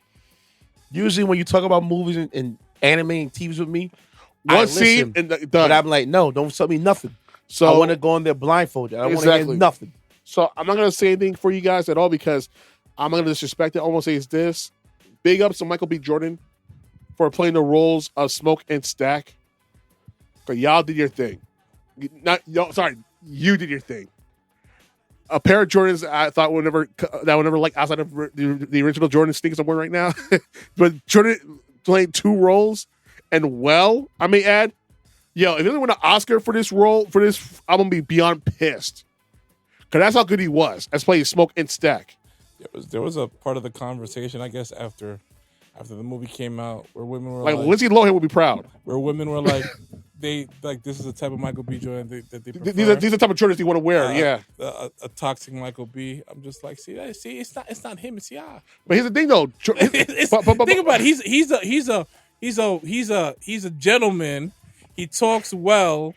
But dude, and he goes about his business, but to them he's a square. He's this, you know what it is? We're that one girl that clowned him in high school and stuff, and at Creed 3 premiere, and he saw her. He called her out on it.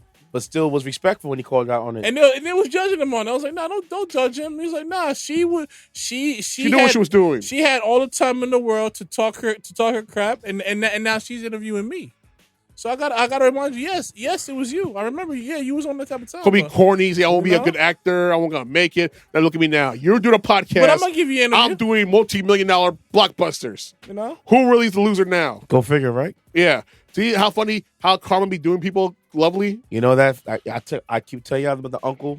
Don't say it sharp phrase. Be careful how you treat people. The people you treat dirty on the bottom. He goes, be careful how you treat people. Because the person who you have to butt up to is the toe, connect to the foot, connect to the leg, connect to the ass. You get a kiss. Yep. You ain't lying though, because now I'm how giving you treat people. That dude Michael's giving you clicks for your podcast, but it ain't going nowhere. Yeah, because of the smoke that you give him, you end up having to. No, and a song goes from Nas. What comes around goes around.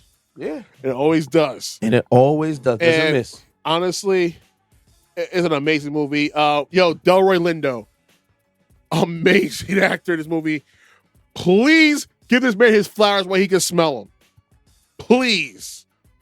Delroy Lindo been acting for years. He took a 10-year hiatus, came back, and still killing it. Why did he take a 10-year hiatus? I think because of family issues or something like that. Because I think somebody was sick in his family. I'm not sure. I can see that. I'm not sure the details of that, but I know he took a long break, hiatus from acting. And came back and he came back and still smoking it, dude. The role he played in this movie, dude. You felt the pain that he went through in his life and everything like that, dude. He killed it. Like I'm trying so hard to spoil it for you guys because it was that amazing. I just want to see the film. Yo, with a fresh mind. The actor who played Remick, the British actor, yo, you ain't talking too far. No. He was in the commercials. He was in the commercials. I don't know. He's in the commercials. Cut it out. I'm gonna say he's this. Give him more work, please. Give this dude more work. He's an amazing villain actor. Give him more work, please. Stop playing on this man's name. Now, for me, what I liked about the Sinners flick is that the fact that it's smashing the box office. Dude, original movie. Out the gate, $61 million. It made 2/3 of his return, of his initial budget. And counting. And this weekend alone, I guarantee you it'll surpass his budget of $90 million. Yeah. Dude gambled on himself for $80 million. And he won. In one weekend, one holiday weekend. Made it all back. Oh, made 2/3 of it back. And mind you, it was during Easter the film premiered. So yep. And I'm kind of upset. Can you think about it with Sinners? On Easter Sunday, the holiest of days for Christians. I'm kind of mad. Go ahead. We got tickets for that premiere. Supposedly, we wasn't getting tickets for that premiere. Ooh, they didn't pick us. That sucks. It's all good though. I ain't tripping. But you know what it is? I got the link for it and I filled it out and I was waiting for the response back and I never got the response. Well, it's only next time, man. We'll get next time. When the next premiere happens, we're going. Gonna go. Because I know Walt wasn't the one with me. The one in Queens? Oh, yeah. That was cool. I like that. I will say this, though. Winmi Musaku playing Annie, oh, my God, she was pressure. And that woman playing Perlene, oh, I love me some dark-skinned black women. I love her. Oh, man. Pressure. I was sweating. Not a single titty was shown in that movie. It was the sexiest movie I've seen in my life. Even Haley Stanfield. Whoo, pressure. Josh Allen's girlfriend. Oh, I know Josh was scared because of Michael B. Jordan. I know he was scared.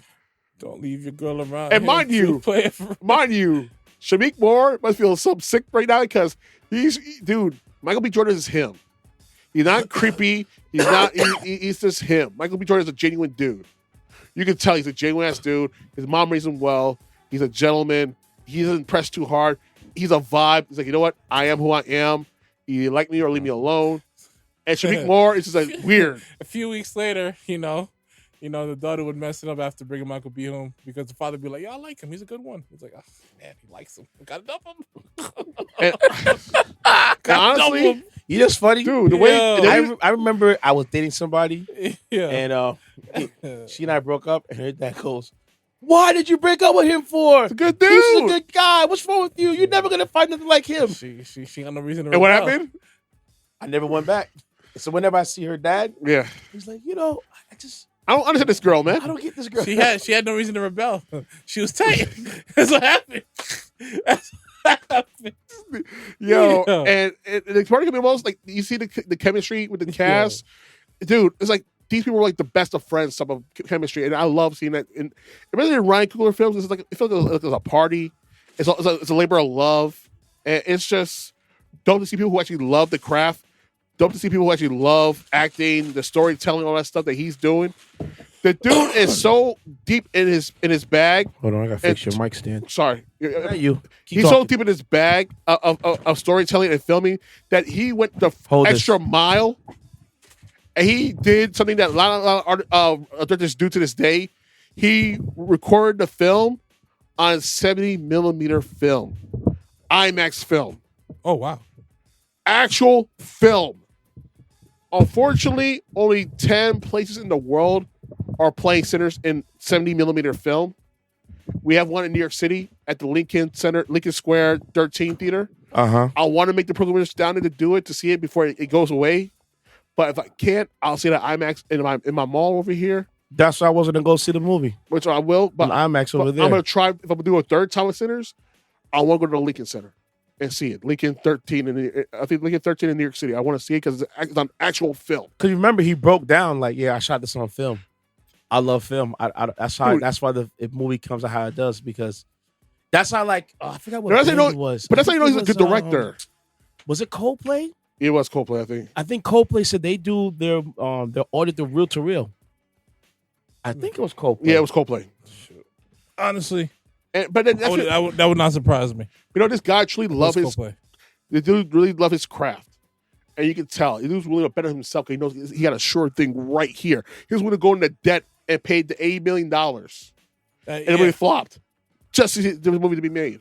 There's an article that I posted Yeah. in the group chat where he has a pretty sweet deal. In Dude, regards to that he movie. has ownership of the movie after 25 years. Yeah, He had to dictate. Daft Punk records on reel to reel. Oh yeah, and he gets like even the Girls for the profit, Weekend. Yeah, which is dope to me.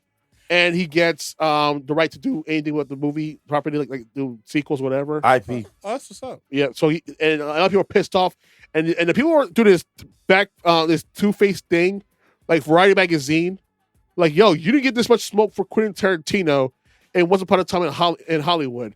He had the same deal. You had nothing to say about him, but when Ryan Coogler does this deal, now it's an issue. It's black hypocrisy. I just find this, my friend. What can I say? Like You saw what happened to Shador Sanders. Oh yeah, we'll get to that later. We're gonna talk about that as well. Right? You see what's happening. Yeah, it's the same thing. Go ahead. Oh, I'm sorry. I didn't mean to cut you off. I think it's dope that he has that type of deal, and I also think it's dope that I like this director actor duo that he got. Dude, It happens. It happens. It happens sometimes. It happens a lot. You got Martin Scorsese and DiCaprio, you know. Yeah. And you had Christopher Nolan and Christian Bale. Yeah. Johnny Depp and Tim Burton. Yeah. Tim Burton and Christopher Walken. Yeah, like I like it because everybody gotta have their guy that he believes in that could execute their vision to it. Sergio Leone and Clint Eastwood. So, And this is good for Michael B. Because a lot of people be like, "Oh, he don't got range," or "He's That not that dude good has of an range. actor," or anything like that. And Ever since Hardball, you know? he had range. shoot, man. I saw him in The Wire. Oh yeah, I remember he was in The Wire as well. When he was in The Wire and he got killed off, I was sad about it, but yeah. He was in a classroom comedy show back in the day with Dougie Doug. I forgot the show. So It was on NBC for like a hot 5 seconds. he's been doing this thing for a long time. Dude, and it's just know what it is. What that movie is. Ryan Coogler can say he's so Oakland and he's so involved in this film that he deserves the roses he's getting right now. And for the fact that Variety magazine's come out in his face and they say what they say, like, yo, y'all are some hypocrites. And even Brent Stiller called the BS, like, yo, Yeah. in what world is opening with a $61 million opening on an Easter weekend, is this a bad thing on an original IP? It's How not. is it a bad thing? It's not. And especially at a time of movies in which if it's not a freaking comic book movie, no one's going to go to see it. Yeah. And with the hype this movie had on social media and all these social media tastemakers, all that stuff, saying what they say about the movie, and barely any commercials on TV, it did what the numbers it did. To me, what set this movie apart was when Ryan Coogler broke down how he shot the film. Yeah, exactly. The technical aspects of it. That's when I was like, oh. Look it up on YouTube. It's the Kodak film. Ryan Coogler. It's also on Instagram too. I'm gonna check it out. He talked about on Instagram like, yeah, this is why I shot the film in this because I like the the quality, the picture, color, it's like real to real. Whenever people talk about real to real, it sounds warm. It sounds beautiful. There's nothing spikes. It's like music. The best way to listen to music still to this day is still on phonograph. It's still on record. Yeah, record. That's the best way to listen to music. Period. Hands down. Even 100 years from now, it will still be because it has the warmth behind it. Exactly. Listen, I want to see my guy get the bag. You look at all these highly regarded, legendary movie directors, whether it's Spielberg, whether it's Scorsese, the dude who made Titanic, Lucas, James Cameron. These people are upwards over like $2 billion, especially Spielberg. What? Or George Lucas? You kidding me? That money long for both of them. Super long. Old money, bro. Old long money, boy. And Jordan, you see them Jurassic Park films keep coming out. Yep. Non-stop. Yeah. It's getting paid regardless. Like I said, Jordan Peele and I think Ryan Coogler are the two guys that kind of made horror movies what it is today. Didn't Jordan Peele make one last year or 2 years ago? Nope. Yeah, the name of the movie Nope. He did Us. He did Get Out. I didn't see Us. And then I'll bring it next time. And he does a new movie right now with a football player who might be selling his soul to become a top football player. I forget what the movie is called. I think it's him. It has Marlon Wayans in it in his first role in a horror movie. And dude, it looks insane. Check it out. I think he produced it. And someone else directed it and something like that. I think that's what it is. But back to Sinners. Mm-hmm. Honestly, as one person I want to call out right now. So I wish you had to fight the power music right now, but I'm going to leave it alone. Matthew Torres being your best Dave up front right now because we need to talk. There you go. Because I said it online, I did a video, but I'm going to say it again on the podcast. You 2 years ago gave this man his flowers because he brought representation to Latino people and to Latino tribes and all that stuff, and Black Panther Wakanda Forever. He had to do it, but he did it because he wanted to keep things according to the story and to accuracy of history and whatnot, and brought up how white Spanish conquistadors came and destroyed your like tribal land of South America and whatnot, and it kept it true to the history and whatnot to a degree. What you can do in the context of a Marvel movie, and he did an amazing job. And now you come on your face 2 years later and say that Sinners is a ripoff from Dusk Till Dawn. Are you for real, my guy? Are you for real right now? Because as a guy, I'm a cinephile. I've been watching movies since I was in diapers. I watched RoboCop at 5 years old with my dad. I don't know what he was thinking. It was violent as hell, but here we are. This explains who I am right now, all right? This is how I act. I watching RoboCop at 5 years old, and that movie's bloody violent. See that scene where he got lit up at 5 years old? Had pretty much destroyed my trajectory in life. But back to the story. Here's the thing. To call from Dusk Till Dawn a Latino vampire movie, you are a dumbass to the highest order. Because if we know what we know, here's the thing. Robert Rodriguez did direct that movie. I'll give you that. But this is not a Latino vampire movie. Yes, it was set in Mexico, but it's not a Latino vampire movie. Because here's the thing. The Gecko brothers were played by two white men, George Clooney and Quentin Tarantino. There was not a single Latino hero lead in that movie. You had Fred Williamson. You had Tom Savini, an Italian. Yeah, Fred Williamson was a black man. Ernest Lewis, the son of the preacher who is Harvey Keitel, who is Asian. Juliette Lewis is a woman. They're all non-Latino. None of them are Latino at all. The only people who are Latino were the vampires. You had Danny Trejo. You had Cheech Marin in one of his three roles in the movie. And you had Salma Hayek in that movie as Pandemonium, whatever her name is. And it's not Latino. Yes, it's filmed. It's set in Mexico, but it's not Latino at all. It's not a Latin vampire film. For you to go to bat for a movie that's not even a Latino vampire movie, means how much of a dumbass you really are. But again, we're also from a guy who said Miles Morales is not it's not Latino. He's Afro-Latino. For you to come on your face and say something stupid as that and try to disown the Latino-ness of Miles Morales speaks a lot about your character. You are anti-black, my guy. You want to say it, but you said it yourself. Oh, you might be a racist. Yeah, you are a racist. Because you said some wild, out-of-pocket ish. All things on Google search. One Google search, you'll find out where are the Latinos were in the South during that time. Well, if you do your research, it's called the Repatriation Act that racist act that happened with the U.S. government said all people who were Mexican-looking back to Mexico, either they were born in the country in America during the 1930s. And you're doing it right now. I keep seems familiar, doesn't it? I keep bringing up 1944 where the Asian Americans were sent in containment camps. Don't worry, your turn. You're coming up next too. Watch. But best believe it, your turn is next. All Mexicans were sent back across the border for repatriation to Mexico, and though they weren't born, they're seen a day in Mexico, and they were even Mexican. They were even Mexican. Over 2 million people were sent from this country to Mexico because they were blamed for the Great Depression, for taking American jobs. Sounds familiar, doesn't it? Sounds very freaking familiar, doesn't it? History repeats itself. Yes, it does, to a degree. And that's why there's no Latino representation in the movie.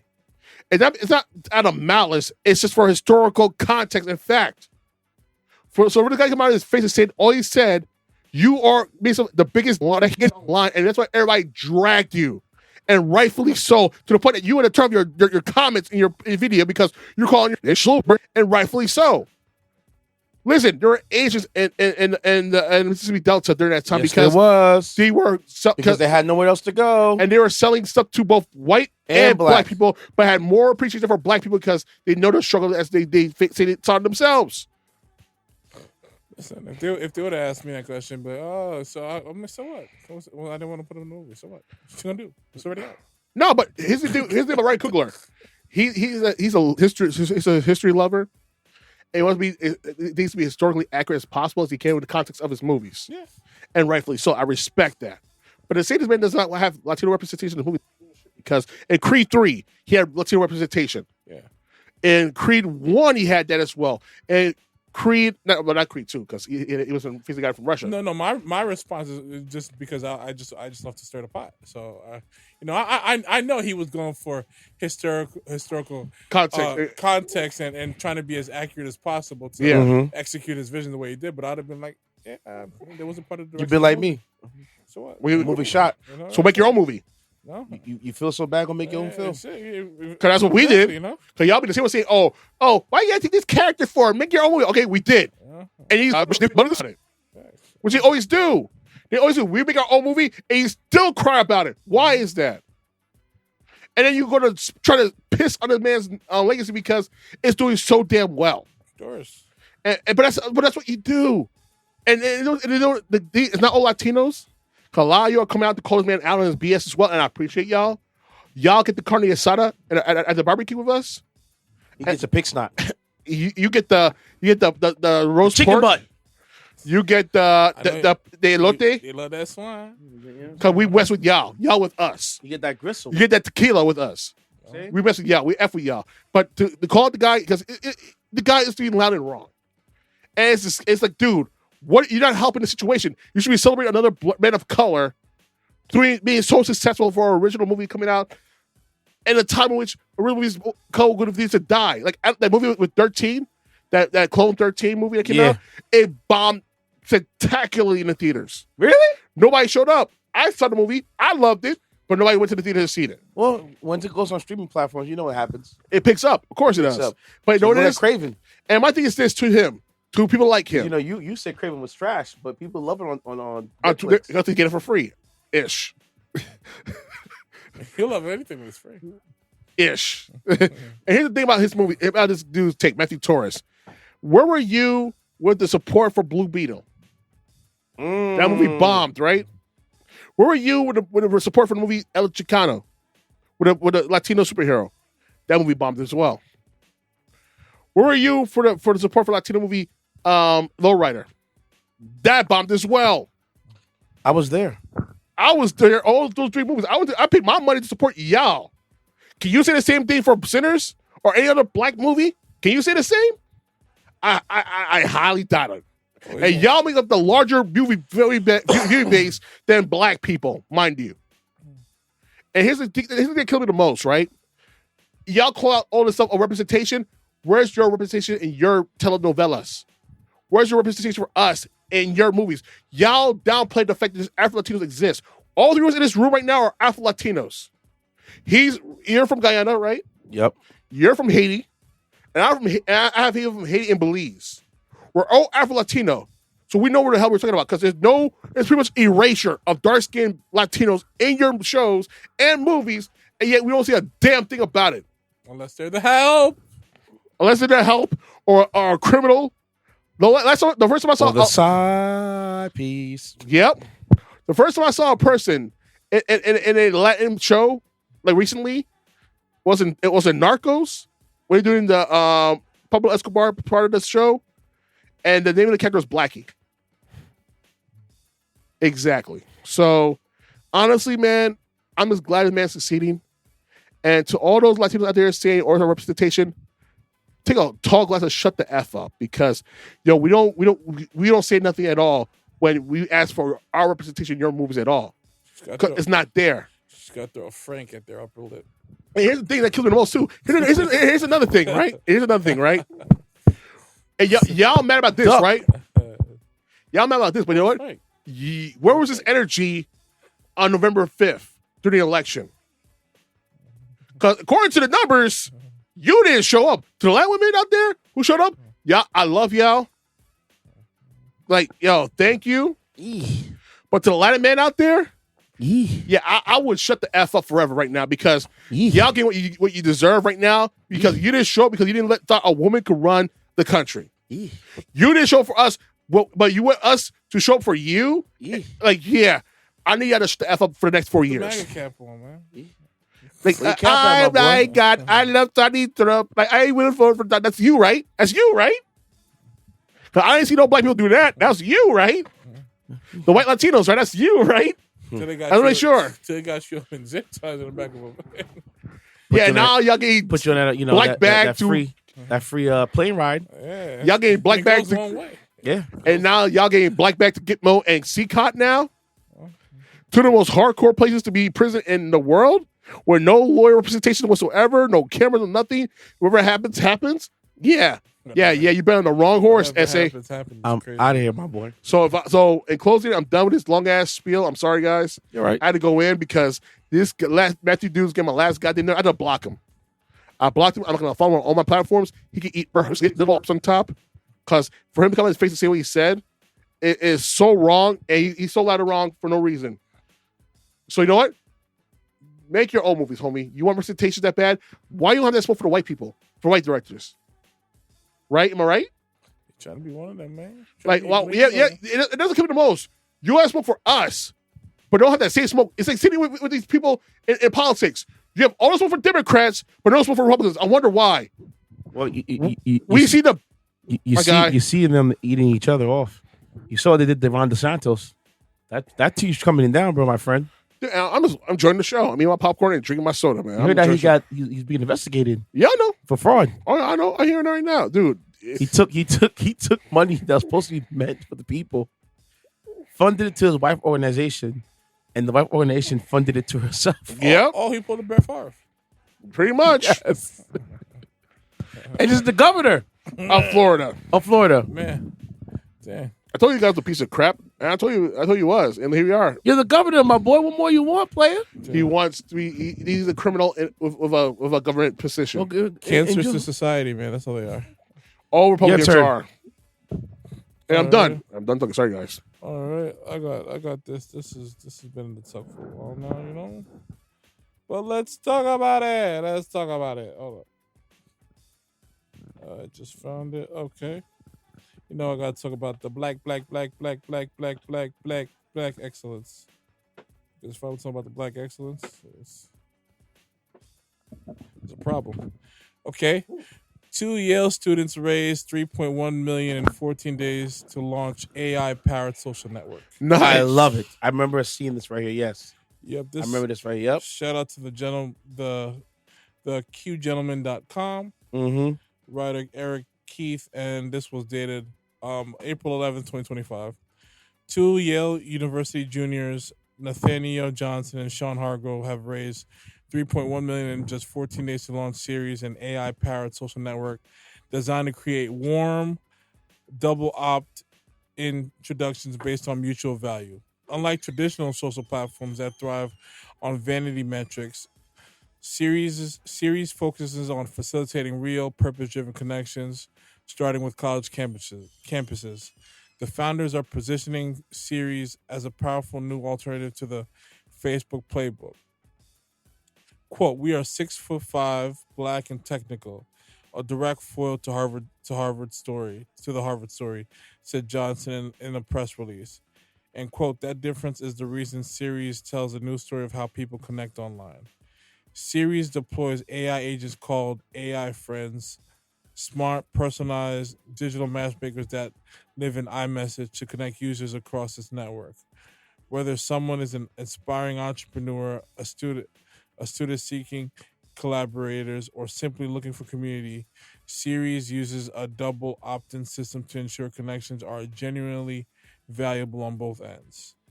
Requests are texted to the AI friend, which then scans the network and responds with curated introductions. Users receive minimalist profiles that highlight shared connections and purpose, not follower counts. Importantly, users must sign up with a .edu email address, keeping the community grounded in a trusted academic network and focus on students first.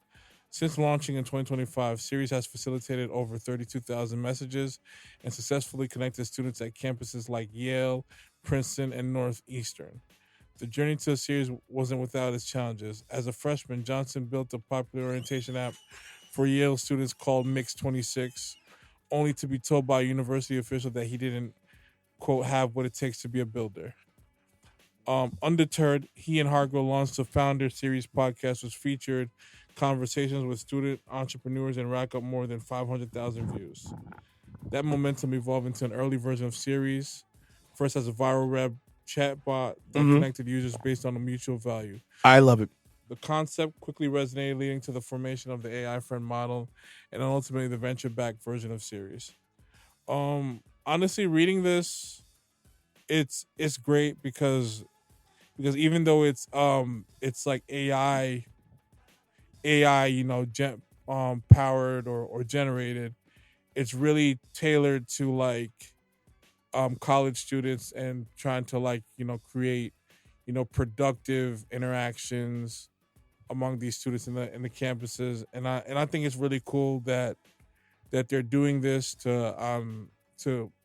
for kids that are in school to get acclimated, to be more social, and you just want to see young people do great stuff. I'm all about seeing it's not just young people, but any people at any age do great things, and the fact that they've done this so early into their journey in this social / professional field, I think it's amazing. I love the fact that they're young. They're breaking the mold. Yeah. Because the big three of social media is Twitter, Facebook, Instagram. Yeah. The fourth one you can add Snapchat. Well, actually, no. Snapchat probably fitting out to TikTok. It's phasing out. Yeah. You have TikTok, you have Lemon. So for a group of kids to create something out of nowhere and have the groundswell up behind them, it's a beautiful thing. Oh yeah, absolutely. Hopefully they don't sell it. Yeah, hopefully they could. Yeah, they could. Yeah. Sometimes you might need, if you do sell, I would say still be in creative control because it's your baby.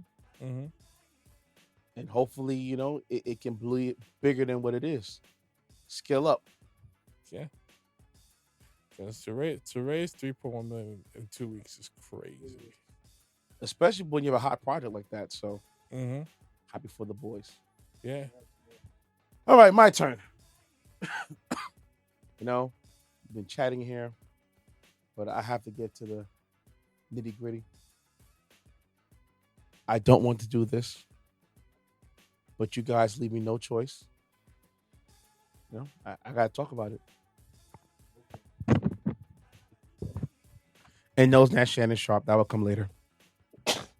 Nah, I'm good on that. I have nothing to say about that dude. I have a lot to say.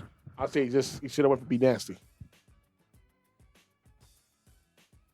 You ever heard about John Spano?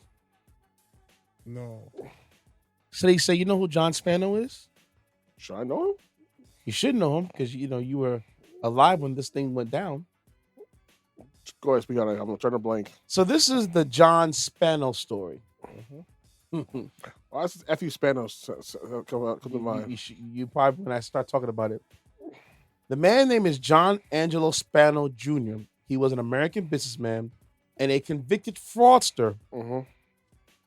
Fraud, I am Walt. Fraud. Do you know what he did for fraud? He scammed the NHL into buying one of their sports teams.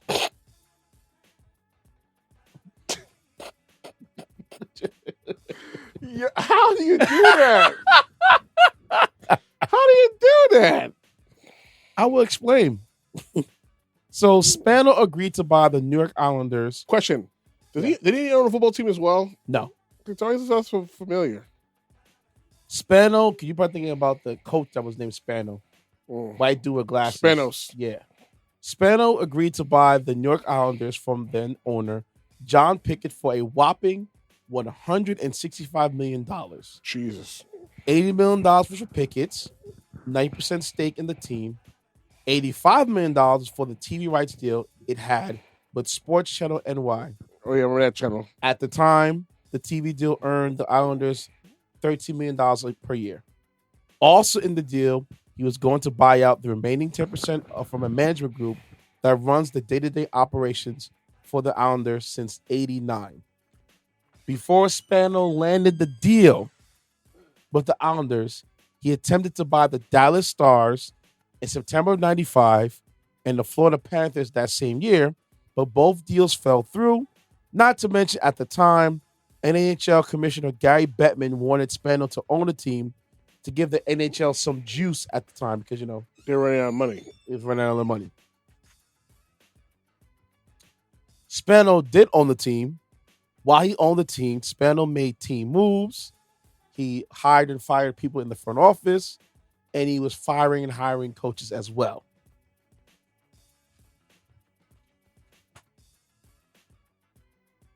His trouble started, Iron Walt, when Spano couldn't make payments needed to secure the deal he made with Pickett. For example, he was supposed to wire $5 million for the cable deal, but only wired $5,000 over 5 attempts to get the $5 million. Whoops. The $17 million check that he wrote bounced, and he only sent $17,000 instead of the $17 million. Why does it sound so familiar? Because you were alive at this time was happening. This happened in '95. I remember hearing this story back in the day. It was a big story, yes. After investigation, he was only worth $5 million, and his company had only 22 employees to the 10 companies he said he owned and 6,000 employees. Because the terms of the contract were breached, it was voided and Pickett returned as owner. But Pickett agreed not to sue Spano in return. Here's what against wicked, Iron Walt, said he said. Go ahead. The feds got involved. Uh-oh. The feds, in turn, investigate Spano and found him guilty of bank and wire fraud. Spano even fled the country to the Cayman Islands, but agreed to return October 8th of that year. Spano was forging documents from numerous banks and cooking the books to seem that his businesses were more profitable, which they were, but not as the scale that he wanted to be. So, Iron Walt, let's say, yo, Kev, man, I know you gave me $100, but I'm gonna send you the money back. I'm like, cool. I wait for the Zelle. I send you request, and then you send me back $1. Or I send you back $1. Oh my God. How do you feel, man? Oh, we want to score surf. Oh, I'd have to give you a different approach. You know, I heard of some kind of wild story about that. I think Gilbert Arenas was talking about how I think it was either him or someone or one of his teammates or whatever had a situation where I guess he had a bet with like Jerry Stackhouse and Was that the one where he got in trouble for the gun? no, it wasn't related to that situation.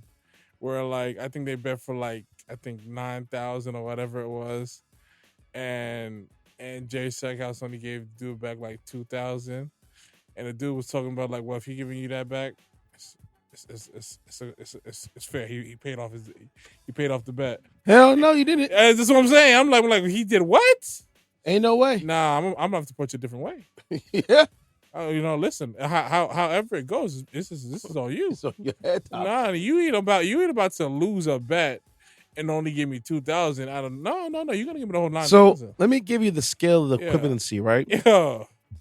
He was supposed to send the man $5 million. Yeah. He instead sent him 5,000. Yeah. So let's term agreements of money, right? Mm-hmm. If I'm supposed to give you $100 back, right? Mm-hmm. We agreed $100 for the TV. Let's say you wanted to buy my TV. I said, bet. Now I want to buy your TV from you. I said, well, I give you $100 for the TV. You said, sure. Mm-hmm. You bring it over to my house. I'm like, I bet I'll take the funds. And I send you back 10 cents. Oh, Mr. Funny Guy, huh? That's the equivalent of what he did. It's crazy. 5 million to 5,000 is a way big scale. Oh, you think this is a joke? Okay. It's not a joke. It's I'm sending you money. Oh man. This is bet. Watch. And then you get no response, and out of nowhere, you step outside. You look both ways, and the bushes play duck hunt, bro. The bushes play duck hunt. All you hear is a can. You just hear can, just empty can of beans or whatever it is, just out of nowhere, And then after it's like, yo, is that a sniper? Duck. So apparently, right? So crazy. Spano pled guilty in January of '98, and in January of 2000, he was sentenced to 71 months of Fed time, pay restitution of $11.9 million to the victims of the scam, $3.4 million to the Islanders, $4.4 to the Dallas businesses that he took money from, $1.2 million to Mario Lemieux. He was then released of June of 2004. Now, you would think if I did Fed time for, scamming, you think I'll relax, right? I'll leave it alone. Right, Ceddy Ced? Right. If you got convicted of a crime, you think you relax, right? Yeah, as you should. What do you think he did? We're right back to the same old yeah, here we go. Let's read it off Go again, back man. to what you know. Yeah. The story does not stop for Spano. Because of February of 2005, he was arrested again for defrauding numerous companies by obtaining loans for them and pocketing the fees and the loans itself. He was jailed for 51 months and released in April of 2009, right? So he got out of June of 2004, was convicted again in 2005, the following year. Now you think 1 time, 2 time, you know what I mean? I will finally get it, right? You think that, right? You think so? Huh? I say, so you think so? You think I would get it? You think I would learn my ways? No. Back. No, I got to go back. In August of 2014, Spano was convicted by Ohio courts for 1 count theft and 44 counts of forgery. Spano was cooking fake accounts to pay himself. He was sentenced to 10 years of June 2015, paid $75,000 to Image they First. skipped the months, got right to the years. See?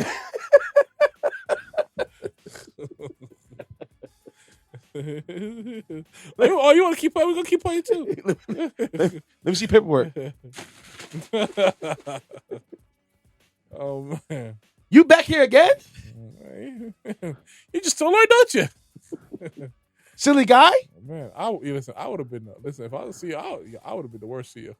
I would have been like, look at you dummy. We keep letting you. I just let you back in. I'm gonna let you out again. Here's the door, because you're gonna come walk yourself back in anyway. Seriously, no comes necessary. You're gonna find your way back. Right? Oh my God. I would be a straight. You should just throw your life away, huh? You think it's funny games, right? Well, don't worry. I'll be back in the morning time and get up and go take a shower. Yo. You see that toilet right there? That's where you go drop the deuce and spell it. And sleep next to it, too. For some reason, your toilet doesn't work today. Sorry. Must be backed up. All the BS you keep doing around here. Yeah. I hope you can hold it for the next week. Oh, my God. Yo. Oh, man. I would have been terrible, bro. Spender was sentenced to 10 years of June 2015. He had to pay $75,000 to Image First, the company he worked for, by cooking the books and paying himself back. So this goofball's free again? Yeah, he got released in Oh, November 2024 last year. Oh my God. So this man spent 3 decades scamming. Yes. From the 90s until now. I call him legendary. To be that dedicated to scam people out. It's a skill. Yeah. Am I lying? Am I not? Am I telling the truth? Yeah. Bro, I already faced Fed time. I got up from that. I turn back around again and do it at the state level. Like, yeah, you know. Hey. Then turn around again and get jammed up the third time around. Yeah. It's crazy. You can't make this up. No, not at all. Throw it away now. Impossible. Nah, man. Impossible. Okay, anybody tells you, I'm not throwing my life away for cartons, Hey, man. cartons of milk and and soggy turkey. Can it be Soggy me? turkey sandwiches. Can it be me? I spent enough of those days in middle school. Okay. I'm not going back. I refuse to go back to that lifestyle. I refuse to go back to that lifestyle. Not me. All right, y'all. We can get to the wise guy. Yes. Take a quick break. My favorite part of the segment. Oh, my gosh. I got to get the stories together. Hold on, y'all. Yeah.